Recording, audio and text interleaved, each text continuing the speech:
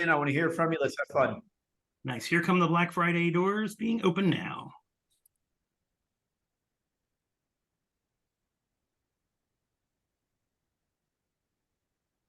And please take pictures, my team. And then Lori, send any good ones. And then we'll post social for sure. Welcome, ADTV hosts. You are television stars. So if we could see your face, that would be awesome. And if my team doesn't mind crushing that mute hammer on anybody that came in noisy, that would be great. So first off, welcome to October, and a special welcome to our newest hosts from, and I had to write it down this time, DC, which is where I'm at, or outside of it, Charlotte. We have shows in Anchorage, Alaska, and Fairbanks, Alaska now. So welcome to those new hosts. We have new hosts in Seattle, Portland, Waco. So welcome to all those new folks. And we got a lot of great stuff lined up for you today. Some of you will be asked to unmute by our staff on the call. That means we're going to want to hear from you later on at some point when Craig calls on you. Jason Munoz, 10 and 2 on the wheel, please. Don't unmute to tell me you're going to be 10 and 2 on the wheel. Just be safe there, please. We have a segment to play for you. Would our person that's been hired only to do one thing for us and play segments, would you play that segment at this moment, please? Regional. And that's Craig. Mm-hmm.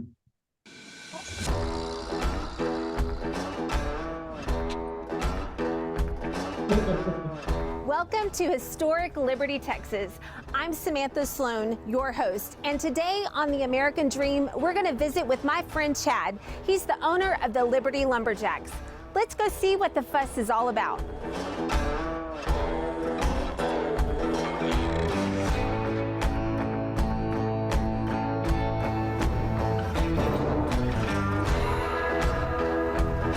Chad. Hi, Samantha. How are you? I'm great. Thanks for having us today. Thanks for coming out. Yes. So what in the world gave you the idea for an axe throwing place?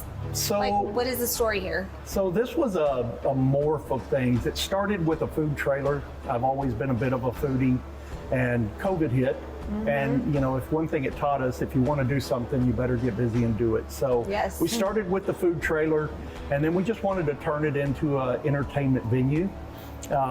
We talked about a couple of different places, and I had an opportunity to purchase here in Liberty. There was nothing to do in this area. It was just longing for some entertainment. Right. So we started this, and I jokingly tell people this is what a true midlife crisis looks like, because we came on and took about 2.5 years to build. Oh, wow. And we just kept going until it felt right. It is a fabulous looking place. Thank you so much. We're proud of it. So Chad, you are an axe throwing expert, right? I have thrown it. I am not an expert, but we just have a great time here, and it's easy to learn, so I can get through. You can try to teach me. Okay. Let's see what we got. Show you what we do.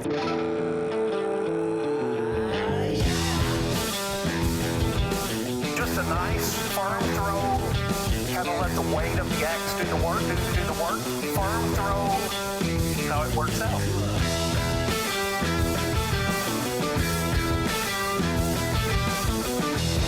We wanted to provide something for the community where people can come, bring your family. We sell beer and wine. We're not a bar per se. We're an entertainment destination that sells some drinks. But we focus on the fun first. And that's what we do. And you have a pretty good menu too, don't you? Tell us about some of the food that you serve. Yeah, so I've always been a bit of a foodie, and this started with focusing on my trailer and cooking. But it's really been a nice opportunity for us to provide something for the community. So we're proud of it. Well, Chad, thanks for having us today. Absolutely. We had a blast. Thank you so much for coming out. We hope you had a great time. Maybe one day I'll be an expert. I'm sure you will. Come in and throw. We have fun. Whether you stick it or not, we have a good time. So. Great. Well, next up, we're going to visit one of my favorite neighborhoods in Dayton. Follow us there.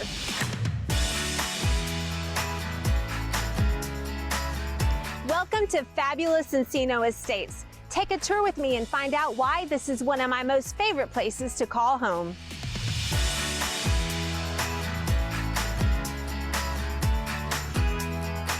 This unique acreage community is located just 45 minutes northeast of downtown in the heart of Liberty County. Surrounded by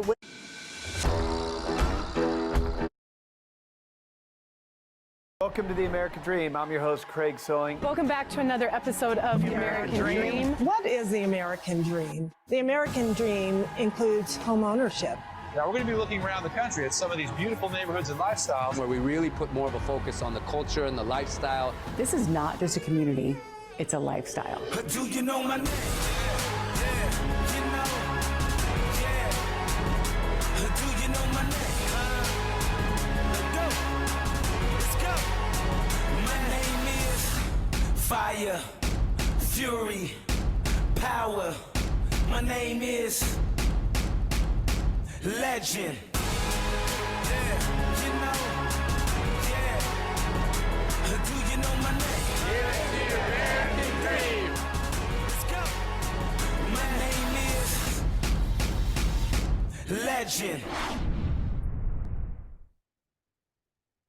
What's up, everybody? Good morning. I think it's morning where everybody is. It is here. How are you doing? Can we hear me okay, Rick? I I'm unmuted. clear. Yes, you're good. Cool. Well, my favorite day of the month. I get to see all of your smiling faces, hopefully smiling. I know we're in the real estate business. Maybe we're not smiling today. Maybe we're in a tough deal and we're cursing and swearing, but hopefully for the next hour and a half, we can come together as the elite professionals of an industry that are the collective voice, positive media when the world really needs it. And when I say really needs it, I think we can all agree really, really needs it. Niched in something that is very important. You need food, you need water, you need shelter.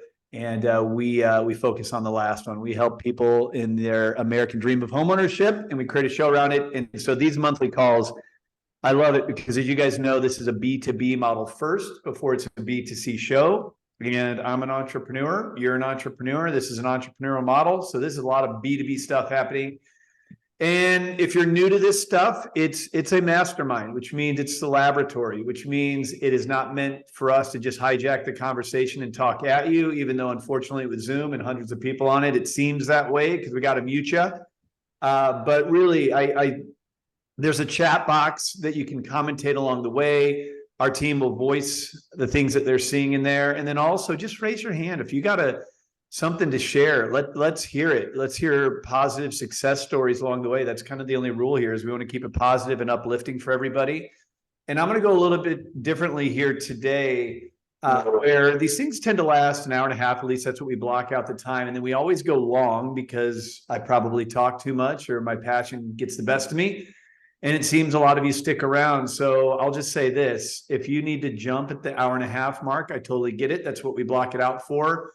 But I will stick around probably for an additional 30 minutes just to have a fireside with you guys, to do Q&A and answer any questions, and just really honestly to help you get better at this thing. This is really, it's really a fascinating experiment we've created where you can take this show and model. I always compare it to an AK-47. You could give it to a US Marine and a 5-year-old, you're going to get two very different results. The American Dream, you could put a different jockey on the horse. One of them might ride the hell out of it. The other one just might fall right off of it. We want to help you get the saddle buckled in and slap that horse's ass and ride it, because what we're talking about, these are not hot air, smoke and mirror type things. These success stories that you hear from us, they're real. We see them every single day, including last night. Pamela, if you're on this call, don't think that our not entire organization, but many members of our team were texting me, did you see that Pamela just landed a $40 million listing in Florida? We geek out over your success on this thing. So this is an opportunity to share those successes. And again, if you're having challenges, what I don't ever want to do is I don't want to be pie in the sky. Let's get you through that. Because like I said, we would not be here having the successes we are as a show and model if there wasn't something very opportunistic about it, because as cheesy as it sounds, your success is ours. So let's have you be on that side of the equation. So I'm going to do things a little bit differently today. I'm mixing it up. I'm trying to get more into the heart of the content. JJ Garena, we're going to unmute you here in just a moment to share why you've been doing this for 7 years.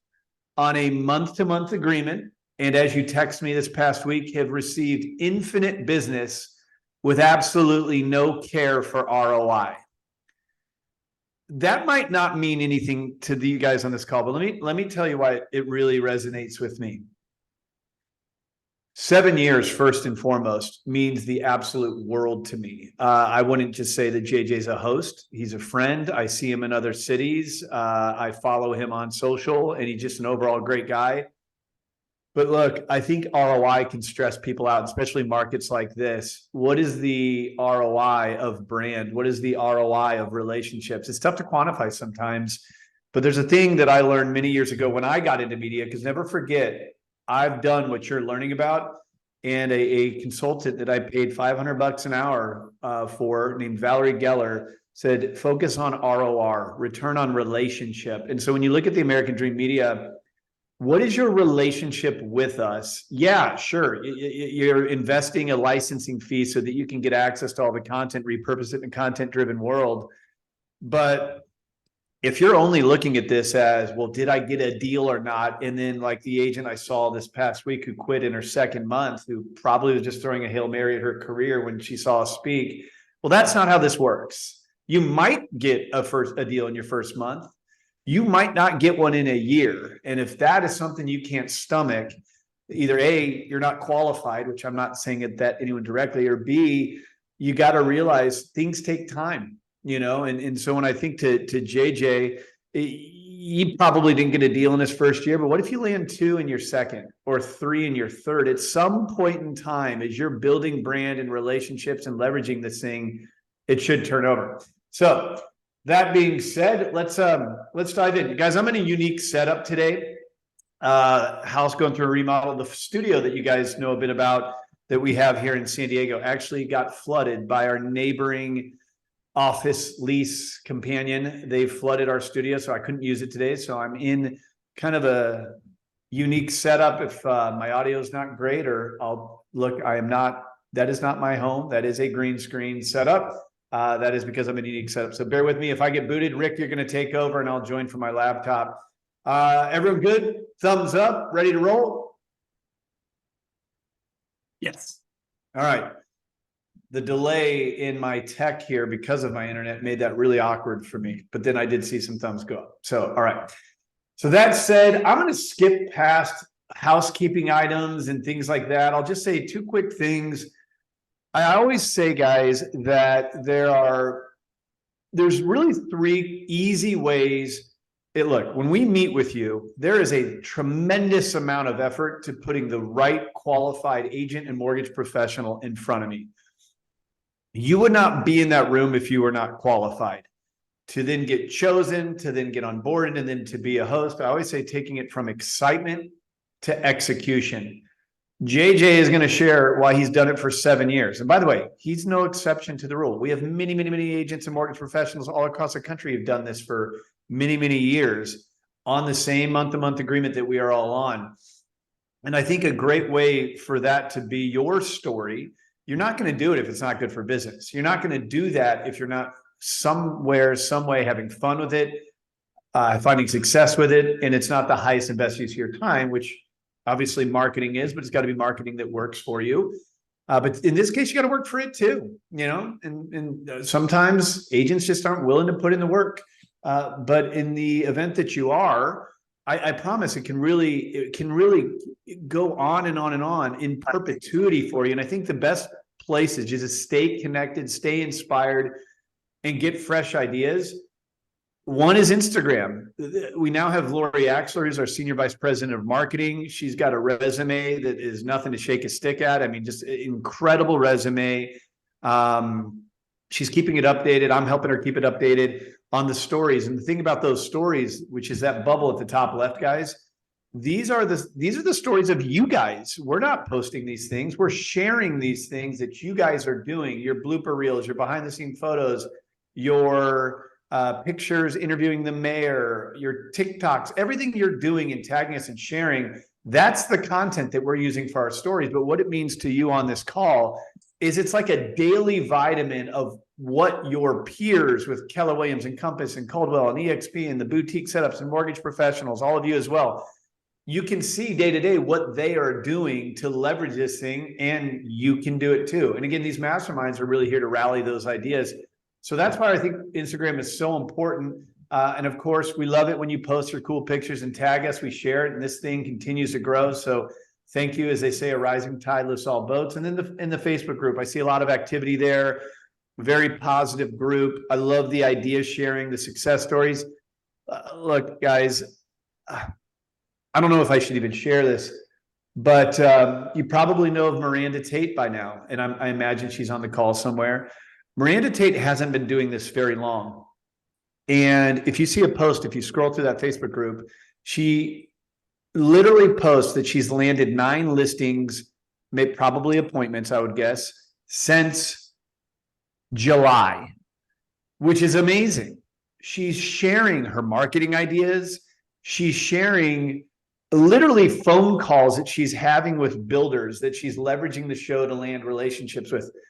Miranda is a realtor, just like you, just in a different city than you are. And I'll just tell you, I was in Seattle 2 weeks ago, and I woke up in the morning and I was so impressed by her, not the fact that she landed 9 listings, not the fact that she's just kind of a boss when it comes to media and real estate. Like she's a rock star, but it was her giving nature. Nobody on our team has asked her to post. She's doing all of this for no reason at all. I bet if I called Miranda Tate up and said, hey, the American Dream Partnership the licensing fee is going to triple, she would happily pay it. Instead, I called her up and I said, we are going to hook you up financially and give you a lot of free shit. And she didn't ask for it. I didn't talk to my team about it. I just did it because I'm so appreciative of the giving nature of her to our group. So when I look at this Facebook group, this is your opportunity to do that. It gets you followers. Look at the bottom of that picture here, Dave Panazzo. There's an email I have from him about a month ago that says he's paid for 3 years in partnership from the referrals he gets from other realtors alone. Just think about that, guys. When we think about this network that we have created, just the ability to mind share ideas and to refer deals, in all of your cities. And we're going to actually create an exchange very soon where you can get connected with all the other realtors. So keep an eye out for that. All right. I've already gone longer than I wanted to. I want to get right into it here today. And I do have a lot of things to share with you guys. But I thought, let's kind of move some things up here where you're hearing a little bit less from me and a lot more from you guys. And again, just because I have a few that I plan to call out, Karen Stone, I'm going to be calling you out. Tara Polly, I'm going to be calling you out. Daniel Mom, I'm calling you out. Pamela, God, I have to call you out. You just got a $40 million listing from the damn show. So we'll hear from you. And by the way, if any of you are not on the call, we'll just talk around it. But let's start with JJ Garena. So quick introduction to JJ. Man, where do I begin? So JJ and I met. JJ, are you on? Are you unmuted? Say hello real quick, just so I know I got you. How you doing, brother? How are you? How are you? I'm gonna give my take on how we met, and if you think I got anything wrong, I'd love to hear your take.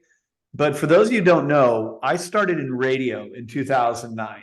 So I did radio, and I leveraged that for my real estate and mortgage practice. And like I said, guys, for those of you who don't know my backstory, everything we're talking to you about, I've done. I think a lot of coaches out there, especially life coaches on social, don't you love a 20-something-year-old life coach is telling you all these things about life? You know what teach you about life? Life, not a 20-year-old. So I learned media because I got into media and I had no idea what I was doing. And if you think you pay a lot of money, I was paying $3,600 a month for a live radio show at 7 a.m. on a sports station talking about real estate. So I don't know if you just picked up on how ass backwards that is. A radio show that nobody listened to, that cost me an arm and a leg, live, that I had to go to on Sunday mornings. And this is 2009. I was much younger. My Saturday nights were much more fun, and it was not an easy thing to do. But you know what I always did? I leveraged it relationally. I invited people onto the show, especially for our mortgage practice, which kind of a funny story. One of the first guests I ever had was a gal named Maxine Gellens. You might know her from the Tom Ferry circle. She is probably the number one agent in his circle. Maxine was one of the first agents I ever had on the show.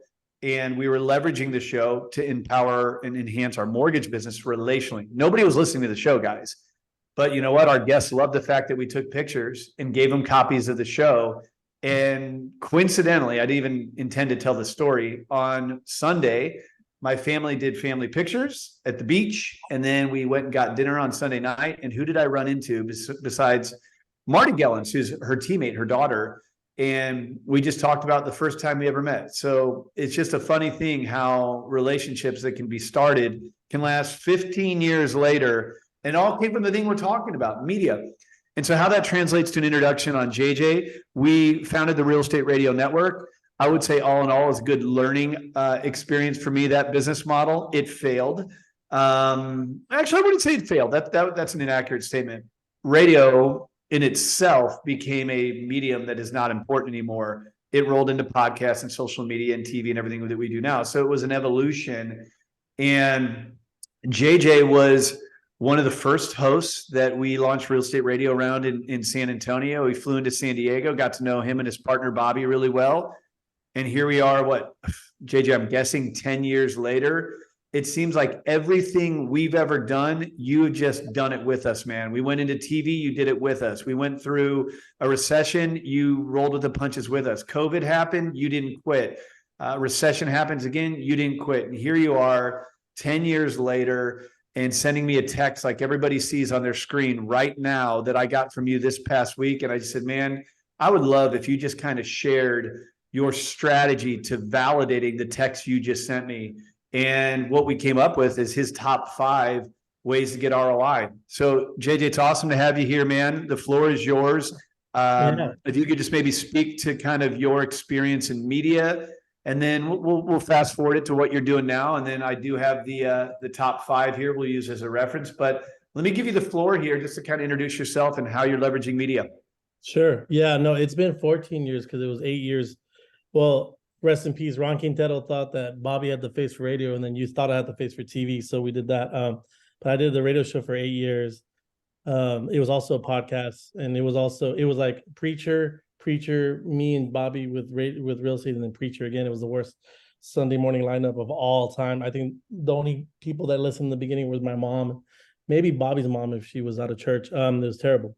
And then of course my dad was a broker for 29 years. I've been in real estate for 19 years. So I always tell everyone this is my 5th recession.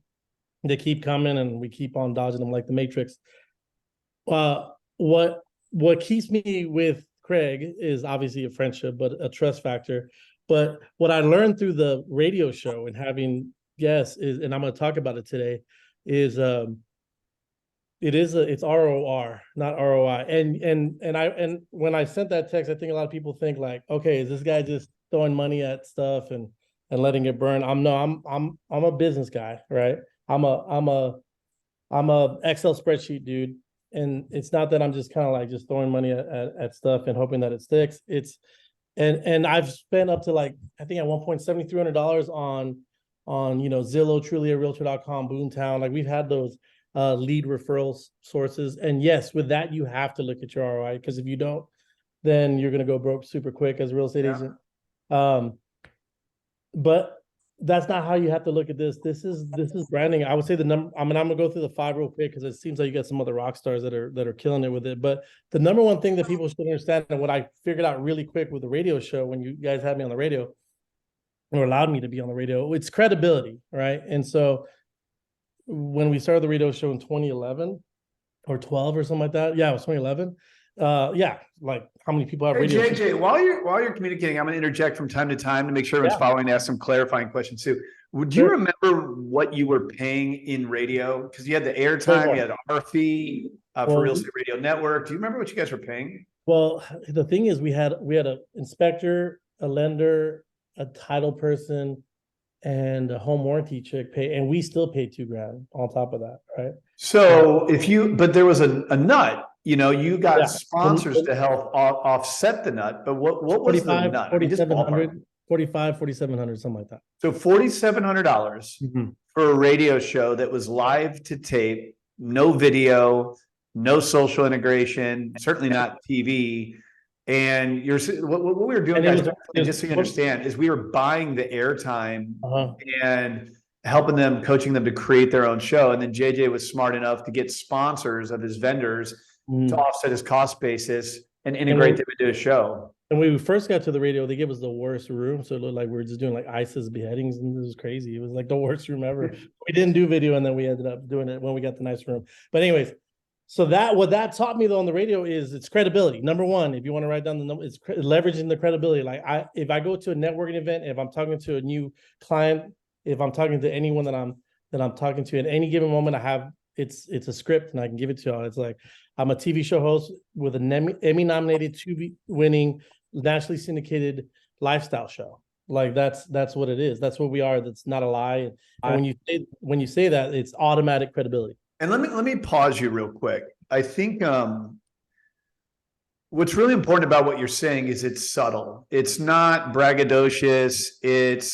I say this all the time. Like modesty can get in the way of your marketing, but modesty is a great quality. You know, to call somebody modest is a compliment. My dad is the most modest man you'll ever meet. That's a compliment, but it can get in the way of your marketing. The thing about when I say own the role as a host, and you guys are probably sick and tired of me hearing me say, stop using the word video. When I get an email from a realtor, like my video and this and that, it's like, we don't do video. Any ding dong with an iPhone can do a video, post it on YouTube and say that they're the greatest realtor. And they do.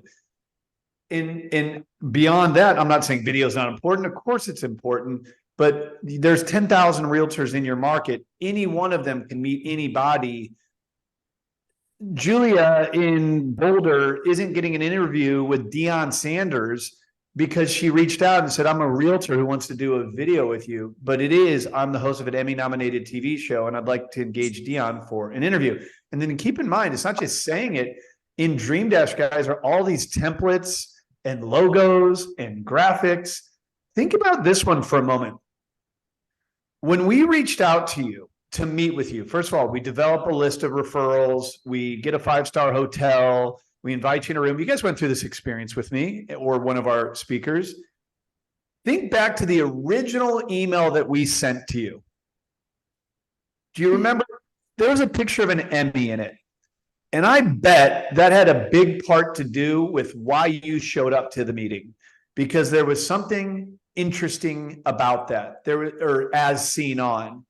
That's probably something that moved the needle on you saying, is this real or is this another one of those gimmicks? You can do the same damn thing reaching out to your guests and your builders. And they're not pitched a bunch of crap all day long the way that realtors are. So it really comes down to owning it, but in a very subtle way where you don't have to brag. The show does it for you. I always say, on the show itself, don't say you're an expert, just be one. Ryan Serhant doesn't have to say he's an expert anymore. He just acts as one. And never forget, he was only 4 years, is my understanding, in the business when he got the role at $1 Million Listing, but he owned it. So sorry to interrupt, JJ, but what I love that you just shared is it's subtle, it's not bragging, and it's just a unique way to position yourself, a blue ocean strategy when the others are competing in a red ocean, to be different from the other 15,000 realtors in San Antonio. Keep going. So I joined a chamber of commerce and I told my business partner, Bobby, I was like, I'm going to own this sucker. And there was 17 other brokers that I saw in my first networking event. And I just got that script down that I just put in the chat, and I just got it down. It's just how I introduced myself. And 3 years later, I was the MC of their gala. And so that's how fast that credibility can go. It's just saying, hey, I got a TV show. Here's another thing that I do track: my referrals. I've had 2,132 past clients. I know my numbers, 19 years in the business. Once I got with TV, we went up a lot. But once I got with radio, I went up 32%. Because when we became TV show hosts, we are like batting 1,000. I countless times do I come up across, shut the door. Countless times do I come across like a client that I got referred to, and they said, hey, it was between you and so, but you know, Lisa told me to call you because you're the TV guy.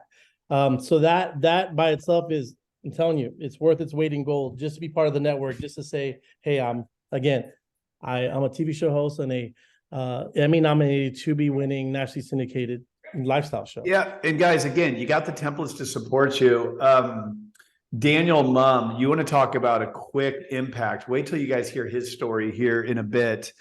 Brand new host, and the amount of doors he's opening instantly. Look, it might take time to land a deal. And if you're only looking at the deal, that's how you're going to think about ROI. I spent X, I got Y. That is so simplistic. You have to think bigger.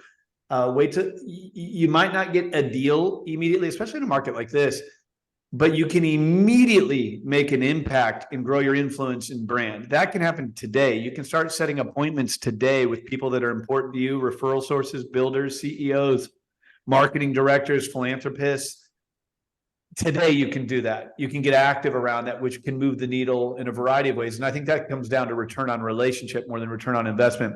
So credibility, talk about opening doors here. So number 2, opening doors. I'm going to try and toggle between this slide and actually playing a segment of yours. Don't let it distract you, JJ, and I'll probably screw up, but just keep going. But talk about opening doors.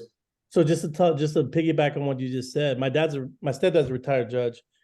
I wanted to be in front of the top, divorce attorneys. As a real estate agent, you want to be in front of the top divorce attorney. There's a girl here in San Antonio. Her name is, there's 2. They're both girls, and I couldn't get in front of them. There's nothing that I could do to get in front of these top 2 divorce attorneys until I got on the TV show. And in the beginning, when Craig forgot to mention this, in the beginning, we weren't on location and all cool with videographers coming to different places. We were in a green room. And we would just interview people it was almost like a news, like a talking heads. It was terrible. It was freaking terrible. I was good with it. So I made the best of it, like I always do. And so, of course, I got the top attorney to meet with me. I said, hey, we're going to do a show about divorces and how it affects real estate. So she met me for coffee.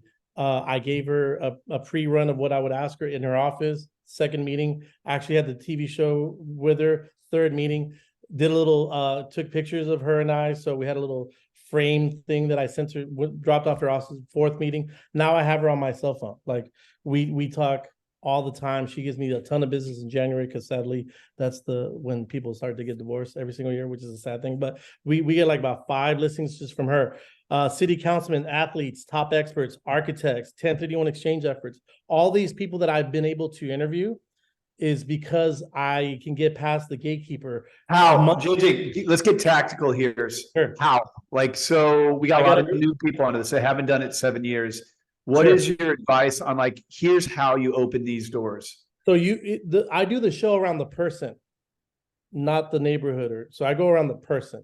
So if I'm like, hey, I want to get in front of the city councilman, it was just like, he's very influential in our city. And I was like, hey, I want to get in front of him. So I have my girl, Meredith, that she does all of our marketing. I said, Meredith, it's Dr. Nurse, right? So I'm going to have her contact his people and say, hey, we would love to talk to the city councilman.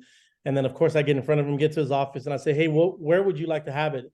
And he has a buddy that opened up a bakery. So I'm interviewing the city councilman at his buddy's bakery. So I'm making 2 huge connections. So to us, it's about the person, not the segment. So, good takeaway, good nugget. It's about the person. Like, right, the one back to the modesty things, guys. I think sometimes, again, modesty is a great quality. And I think sometimes agents, this is a really important point. HGTV got bought by Warner Brothers, Time Warner, for $6 billion, guys. HGTV. What does that tell you? It tells you that people like real estate content. 2 million people are going to go to Zillow today. What does that tell you? 2 million people aren't buying homes today, but 2 million people are interested in something about real estate today. So why on earth agents are reluctant to be all over this thing called social media, which if it wasn't for social media, we would be out, by we, I mean all of us, including you, would be out of business. Zillow would have won. We got to stop calling it social media. You got to start calling it the internet. This is where people go for information. And I think the thing that keeps agents, the quality agents who are good human beings, reluctant from doing more, you don't want to come across narcissistic. What do I post about today? But if you take on this mindset that it's not about you, it's about your community, there goes the ego, there goes the narcissism. You're not just doing the interview, in this case, JJ, with a business owner. It takes all the pressure off you, not just in the segment, because you're doing it about them, but think about when you're posting, hey, friends and family, what did you think of this interview with the mayor? What do you think of his impact on our market? Who should I invite on for future segments? What philanthropy do you love? What things are happening in our market that are important to you? Look, it's called social media for a reason. You want people socializing around it, and you can kind of leverage the show as a Trojan horse strategy to engage your sphere, to get them involved. And I got a really, really good example of that a little bit later here. But again, it's not about you. It's about your host. In fact, I am going to skip ahead because I know I'm not going to be able to. I won't be able to talk. I'll show you later.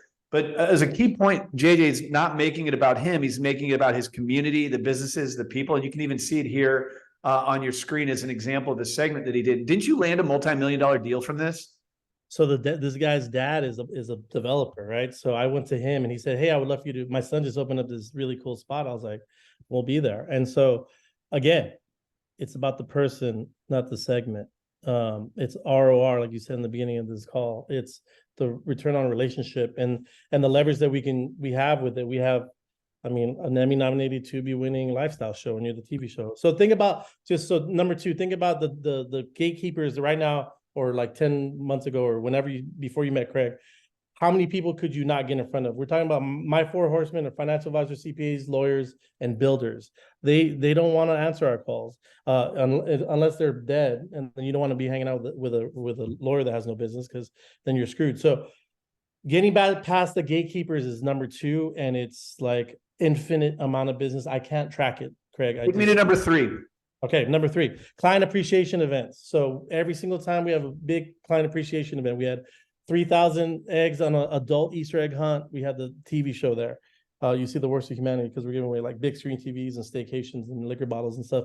But I mean, and by the way, your sphere of influence, your past clients, possible clients, people that you want to refer, say, "Hey, I got a TV crew coming down to film our appreciation event. I would love you to be there." They want to be there more because, I mean, it's TV. Then they tag. This is like local viral things that we do every single year. We've had like really like cool wine tastings out in a new venue, and then we get our clients a little liquored up, and we ask them the three questions like, "What did you love about working with Bobby and JJ? Would you ever refer them again?" And whatever, like some kind of a testimonial. So we get testimonials. This is gold. This is stuff that it's evergreen, right? Remember that term in radio? It's evergreen. It's something that we can use forever. It should be on every single one of your websites. It should be on every single time that someone says, "Hey, I have a referral in San Antonio." I go, boop. Here's like all my clients talking about me, how badass I am. So that's number three. Is client appreciation events, guys. It's just really simple. Don't think too much about it. Have them. Tell them that the TV. Quick piggyback on that, JJ. I think there's a few masterminds ago that Christine Labounty out of San Diego, she's been doing these client appreciation events around hers. And she said something to the effect, and if she's on, we'll unmute her later. But she said, I was getting lazy on my client appreciation event, so I've now used ADTV as kind of my excuse to do them. Look, you can go extravagant. I mean, Miranda Tate, she did an amazing one. She dressed to the nines. She had a red carpet, balloons, the whole 9 yards, and it was awesome. Look, power to Miranda Tate. As I told her the other day, I said, you walk the line of confidence and swagger as good as anyone I've ever seen without going into the sitting on the picture of a purple Ferrari like some people do out there. That is not cool, in my opinion. She just walks the line so confidently. But even if you didn't want to do something big and extravagant, you can also do something subtle. Invite people over to your house and have Bloody Marys and have it play in the background while you're hanging out. I mean, you can go big, you can do small, but you're using the show as an excuse for a Trojan horse strategy. Now, some of you might elect to play the show for people, and some of you might say, well, I'd be too nervous and feel so awkward. Well, then don't just play it for them with sound, just have it playing as a loop in the background. And that's an easy thing to do as well. And I also have seen that some agents are now setting up a screen in their open houses and playing their segments in the open house just to give them credibility when people walk in. I've seen sign writers that say "as seen on" the sign writers. So I know I'm rippling into a different topic here, But those client appreciation events, you need to do them with or without us. There's subtle ways where this can actually enhance your strategy around that. JJ, take us to number 4, the Gillette effect, which I don't even know what you mean by this, but I know it has something to do with Shannon Gillette, who I believe is on the call. So I would love to unmute Shannon and let her chime in on whatever the heck your number 4 is. Go ahead. Shannon Gillette, the GOAT. She's the greatest of all time, in my opinion, when it comes to leveraging the show. Try to find anything in her market. She's the mayor. Everything that you would ever want out of segments she does. She does it in and she posts it in the right ways. Her content is always like solid, and she films events. She takes on potential clients. She's a killer on Tubi. She's consistent with all of her stuff, and she promotes it in the best way humanly possible. And I will try to find someone else that is as active than her in her market. It's impossible. Shannon, are you on the call? Is she around? She texted me that she would be joining, so she might be late. If she's not, Rick, make sure she's unmuted. But I mean, Shannon's killing it. 2019, lost track of the number of deals she's done. I talked to her last week. Every time I talk to Shannon Gillette, she's like, oh, yeah, and I got a $3.1 million listing last week because I did this and that and whatever. What I love about Shannon is everything I've already said. Oh, there she is. Perfectly timed. That is very synchronous. The universe is speaking. It seems like she's coming in, Rick, if you want to unmute her, and I'll bring her up to speed when she's good to go. Shannon, say hi whenever you're here. Hey! Hello, everyone. Hi.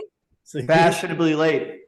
All right. Oh. Hey, so what we're talking about, Shannon, is JJ is giving his top 5 things that smash the ROI equation. And number 4, as you can see on your screen, he calls it the Gillette effect, which I really want to get to know what you mean by that, JJ. And then I want to give Shannon the opportunity to kind of share her pitch around it. But as far as what I see, everything I just said, guys, about modesty, not getting in the way of your marketing, and the uncomfortable nature of, but I'm proud being modest. I don't want to be some tool online that's acting like I'm the greatest thing ever and sitting on the Ferrari and flashing keys. Like, I'm not into that stuff either, guys. I'm from Missouri.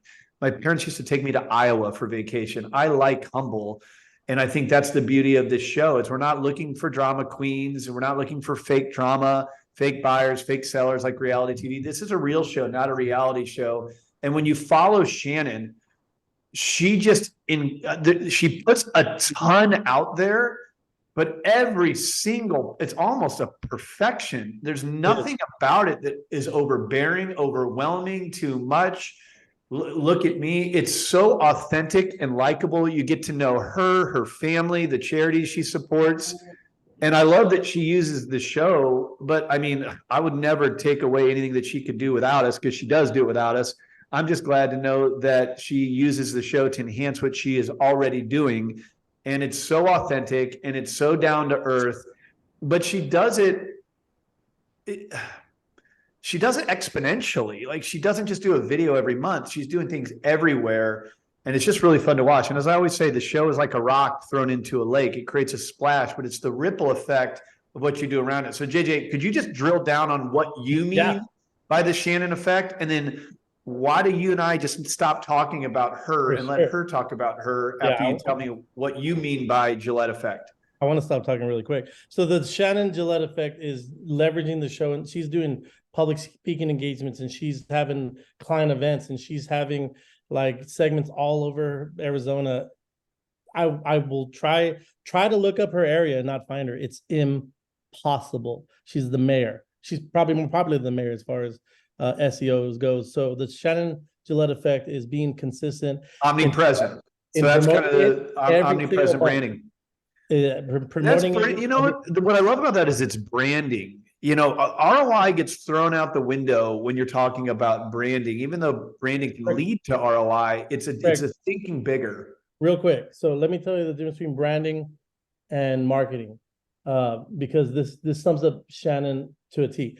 If Nike created a hotel, think about Nike. If it created a hotel, just close your eyes. Think about Nike creating a hotel. You can picture what it would be like: little baby Jordan chandeliers, and it would be clean and sleek, and the swoosh would be everywhere. It'd be awesome. But if the Hilton made tennis shoes, we would have no idea what it looked like. And that's how much I trust Shannon's marketing, because I know what her crap's gonna look like every single week, every single month. It's clean, it's Shannon, it has the same feel. Even her background right now is sick. She's just the GOAT. I don't know what else to say. All right. Well, here you are, the GOAT. We've talked enough about you. Shannon, share the Gillette effect. We've now created a new vocab word about your marketing. I copyrighted it. Man, well, you guys are so awesome. I'm just so happy to be here. And I've met a lot of you all before, either in person, or I know a lot of new ADTV hosts have called me just to say like, hey, is this thing legit? Is it worth it? And I've been with the show since 2019, and I'm not lying when I say it's completely transformed my business. And I'm just so thankful for the show and the platform and everything that it offers. But my advice to hosts, since I know there's 247 people watching right now, is when you go out to film your next segment, you have to ask yourself, what are people Googling? For example, Christmas is coming up. Nobody is going to be Googling Christmas traditions in your area, but maybe they're Googling things to do around Christmas time in your area. So YouTube's one of my #1 lead sources, and I'm very intentional on tagging my videos. And I get most success from my ADTV segments from YouTube. They're being found, they're getting thousands of views because I'm tagging them with what people are searching for. So, and also like thinking outside of the box, this is an example segment of my family and I in Rocky Point, Mexico, because I found that I was going to Rocky Point often because it's only a 4-hour drive from my town. And I had so many people on Instagram asking me like, is it safe there? Where do you stay? And I'm like, man, I'm just going to film a segment here because so many Arizona residents are traveling to Rocky Point. So I never mention I'm a realtor on here, but I'm selling homes from these segments because it's just top of mind, being found in searches. And when it's time for somebody to buy or sell, I want people to think of our team here. You know what's fascinating about that is if you were short-sighted, you would never do a segment like this. Exactly. Because you would be too hung up on this isn't going to create business. Why would someone in Arizona buy a house or sell a house with me if I'm doing a segment about real estate in Mexico or wherever the heck this is? And you just nailed it, that it's top of mind. Gary Vee calls it jab, jab, jab, hook. He wrote a book on it where jabs in boxing are the things you throw frequently. The hook is the knockout punch. Building brand takes time, and it's people getting to know you and see you and like you and trust you. And I promise you, occasionally Shannon does a segment that probably goes straight for the jugular on why she's great at selling luxury real estate or anything else. But the segment that I'll pull it back up here that you see is, it really is just kind of a get to know you. And it also speaks to the point where, we get questions from agents all the time, or what if I were to do something outside of my market? All you got to do is just make sense of it. For example, Don and Gino out of LA, they are hosts there. Don and Gino are like JJ. They've probably been involved with us for 10 years, man. I mean, literally 10 years on the same month-to-month agreement you guys are in. And they reached out and they said, hey, we want to do a segment on Cabo. I'm like, well, all right, how are we going to do this? He goes, well, we got some real estate investing things going on there. And all I ask of you guys, just make it make sense. Hey, Don and Gino here, host of the American Dream in LA. Today, we're going to have some fun. Today, we're going to show you Cabo, because part of the American Dream is being able to take great vacations and maybe even own some real estate in other places. So we're going to show you some cool things in Cabo tied into real estate. Well, guess what, guys? That is one of the segments that won a Telly Award. So I know all of us can claim Telly Award, but it was because of one of the segments that they created that the Tellys gave the honor to. And for us, we give you that freedom to do it. So just keep that in mind. Shannon, are you still there? Is everyone still there? Okay, make sure I know my internet's a little finicky here. Talk a little bit more about what you're doing, because you talk about YouTube a lot, and TubeBuddy in the past, and a lot of agents have really started getting into that. How does that play in? I think from our perspective, we've got agents in the past who've said things like, well, your YouTube following isn't that big. Well, the reason for that, so everybody knows, is we're not creating one show a month. We're creating 80. So if you took all this energy and you lit up the Vegas Strip, that's our YouTube strategy. But if you took that energy and you made a laser pointer, it could cut through steel. If we were creating one show and putting it on YouTube, it would get millions of views, but it's spread out. But we don't put that much energy into our YouTube. We put more into certainly airing the show and then social media, because we want people socializing around it. We want people conversing around it. So for us, YouTube is more of a placeholder than anything else. And the reality is, what makes us a B2B model, guys, is why would anyone care about our YouTube when we're literally giving you the MP4s? HGTV and Bravo would not give you the MP4s. And in many of your markets, they wouldn't do a show in your market because they only care about some of the flashier stuff. We're giving you the MP4s so that you can upload it to your YouTube, so that you can share it to your sphere to grow your subscribers. When you put your YouTube link in your email signature, every time you send an email, it is a piece of marketing that can drive people to your as seen on content so you can grow your subscribers. So our approach to it is pretty selfless in that regard, where we want to see you promote yourselves because we know that's better for you. But with that said, Shannon, what are your strategies around YouTube, TubeBuddy, and really social media as a whole? Well, when I get my segment back from the editors, within that hour, I'm uploading it to YouTube and I'm being very intentional with the tags. So for example, I sell in the Phoenix Southeast Valley. If you were to go to Google right now and type in Phoenix Southeast Valley, on the front page of Google, one of my American Dream segments will come up where it was in January and it was a countdown of the top 10 most expensive closings of 2022 in the Phoenix Southeast Valley. That's on the front page of Google.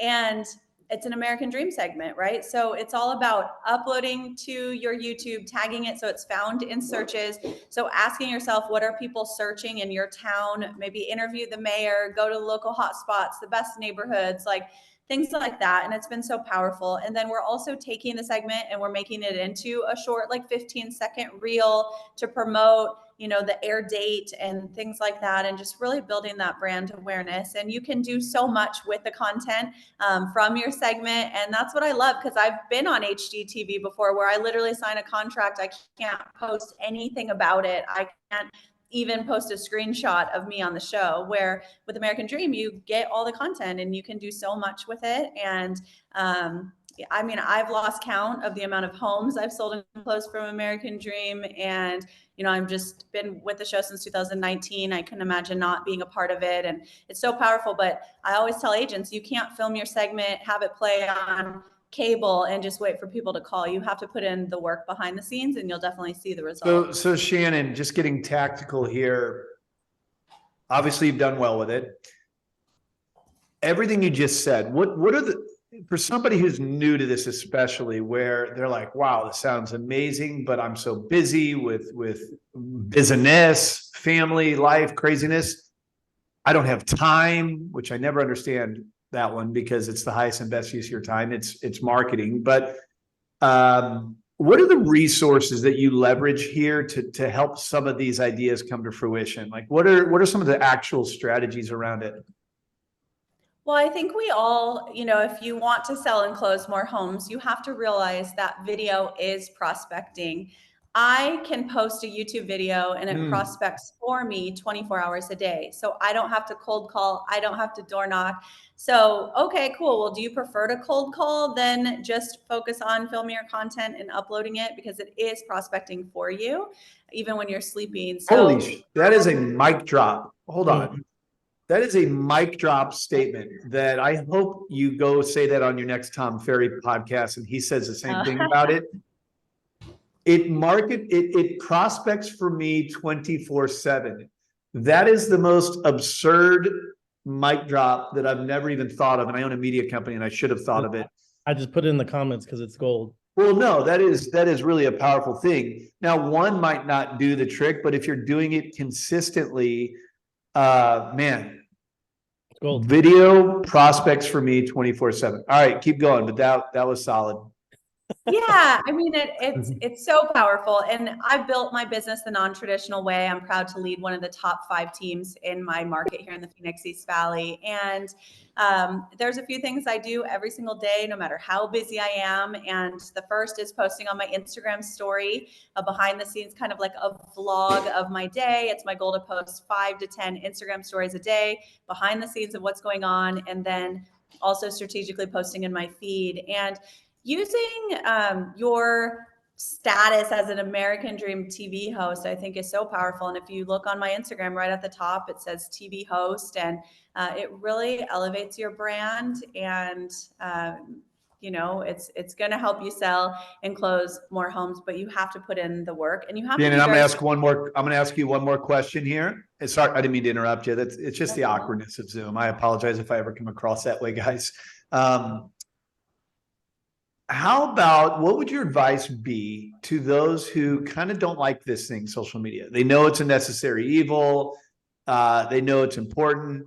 I mean, when you go and you look at your segments, you come across as such natural. Now, I've watched you grow. I've watched you put in the effort and just transform over the years. So I want to make very clear, Shannon has put in the work.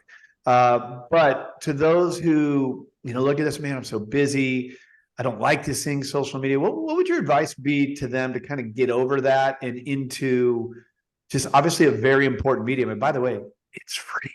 Like most things in marketing aren't free. What would be your advice to someone who maybe has like a challenge, just kind of like like, for example, where that question came from is you said, it's the first thing I do every day. How would you advise somebody who's not necessarily into it? Well, I think everyone wants the overnight success. They want to post on social here and there, or post a few reels and get a ton of calls from clients. But it takes time. There's no overnight success in this business. So to somebody that doesn't believe in social media, I would say give it 6 months. Go all in for 6 months. Post 5 to 10 stories a day. Post 5 feed posts. Follow people that are doing social media well. Don't reinvent the wheel, and just kind of mirror what they're posting. And you'll see the results, because you're going to be top of mind. And I believe the agent of the future is the agent with the best personal brand, because people want to work with people they know, like, and trust. And there's no better way to build your brand than getting your face on camera and also sharing your personal life. I think for a long time, I was scared to lean into my personal brand. I thought, man, would I look weak if I'm posting that I'm at my son's football game on Saturday? Or would I offend someone if I post that I'm at church Sunday morning? But if you lean into your personal brand, you're going to attract your tribe.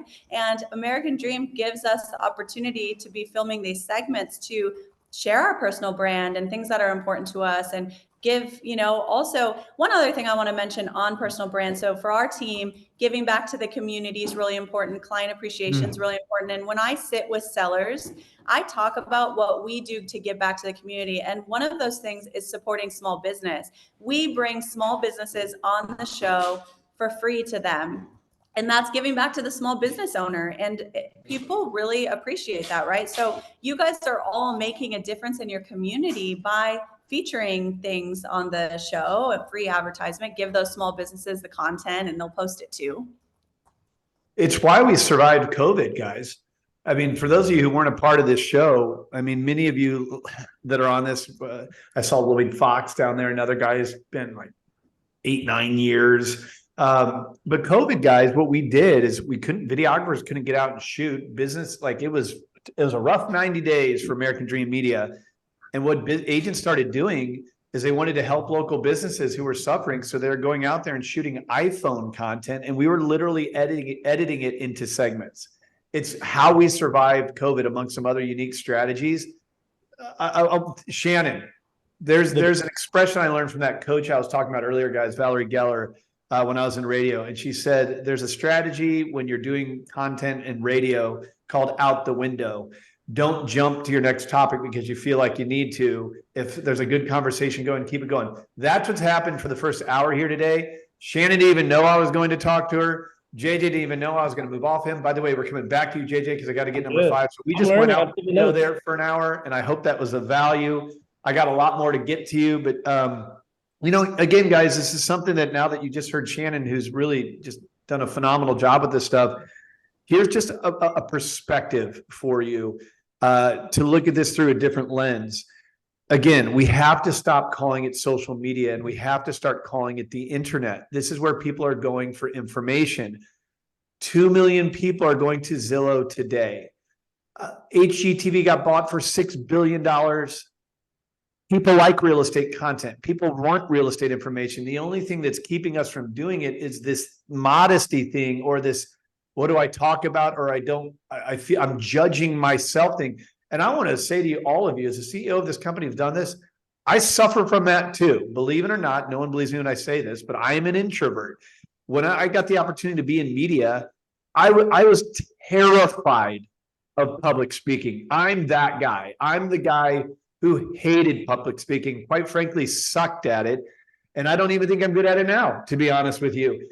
But that said, it pays way more to be extroverted and to do things that are in that realm for marketing. So stop looking into social media, start looking at the internet, understand that people go for information. And here's the biggie. You've heard it from JJ, you've heard it from Shannon. Stop thinking about you and think about those who you serve. It's not about you. JJ said it's about his guests. He makes it about them. Shannon just said she likes to highlight charities and businesses. What are those things in common? They're adding value to others, and it's almost like they're riding the coattail of the people that they're serving. That's servant leadership. That's how you can get over this apprehension or this nervousness or whatever.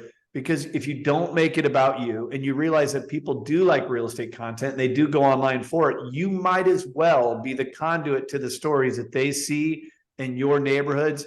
And you should use it as far as ADTV goes, relationally, to share other stories. You will ride your own coattail in that regard. JJ, let me get to number 5, man.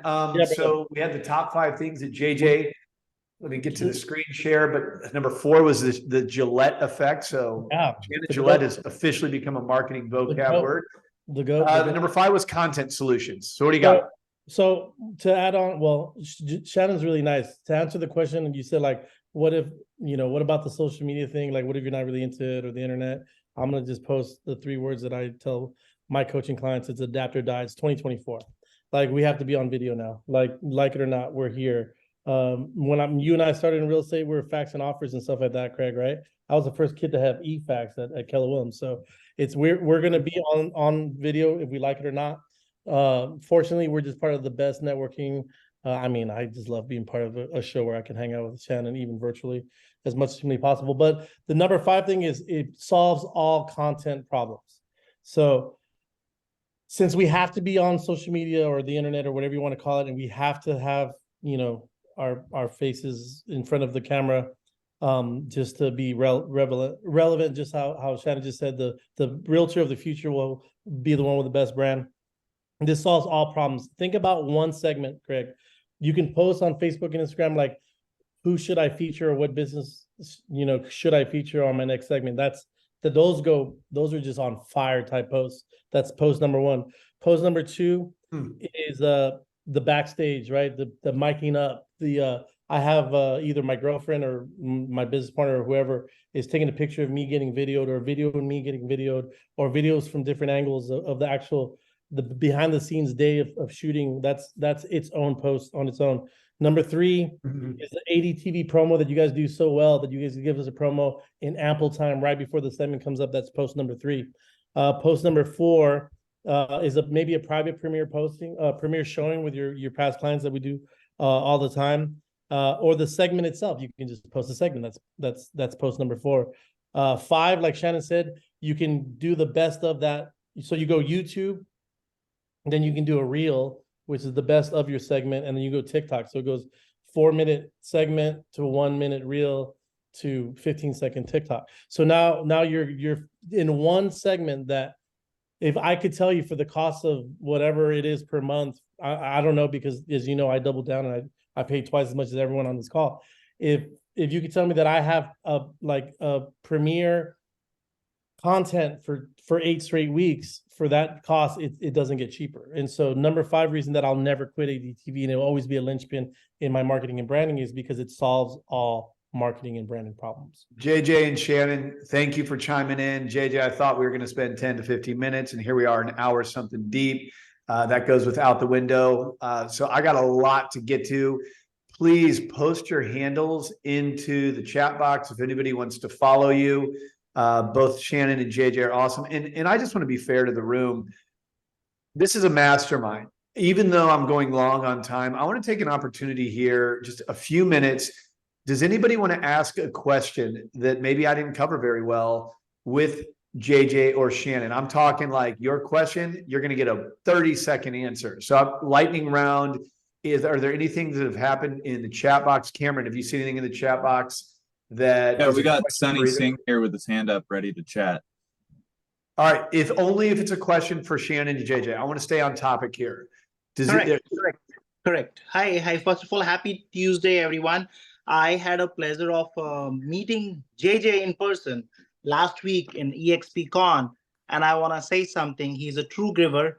JJ, seriously, meeting you in person and coming dancing with you and spending 5 days, man, that was amazing. You're a true giver. And I want to meet Shannon one day, very soon. Maybe I have to go in Tom Ferry or where to meet her. All right, man. Thanks for the endorsement of our players. But anyone got any questions for these two before I move on to the next topic? If someone could help me unmute or whatever. Hey, I unmuted myself. Just quick question for either Shannon or JJ or anybody else that wants to pipe in. It could be you, Craig.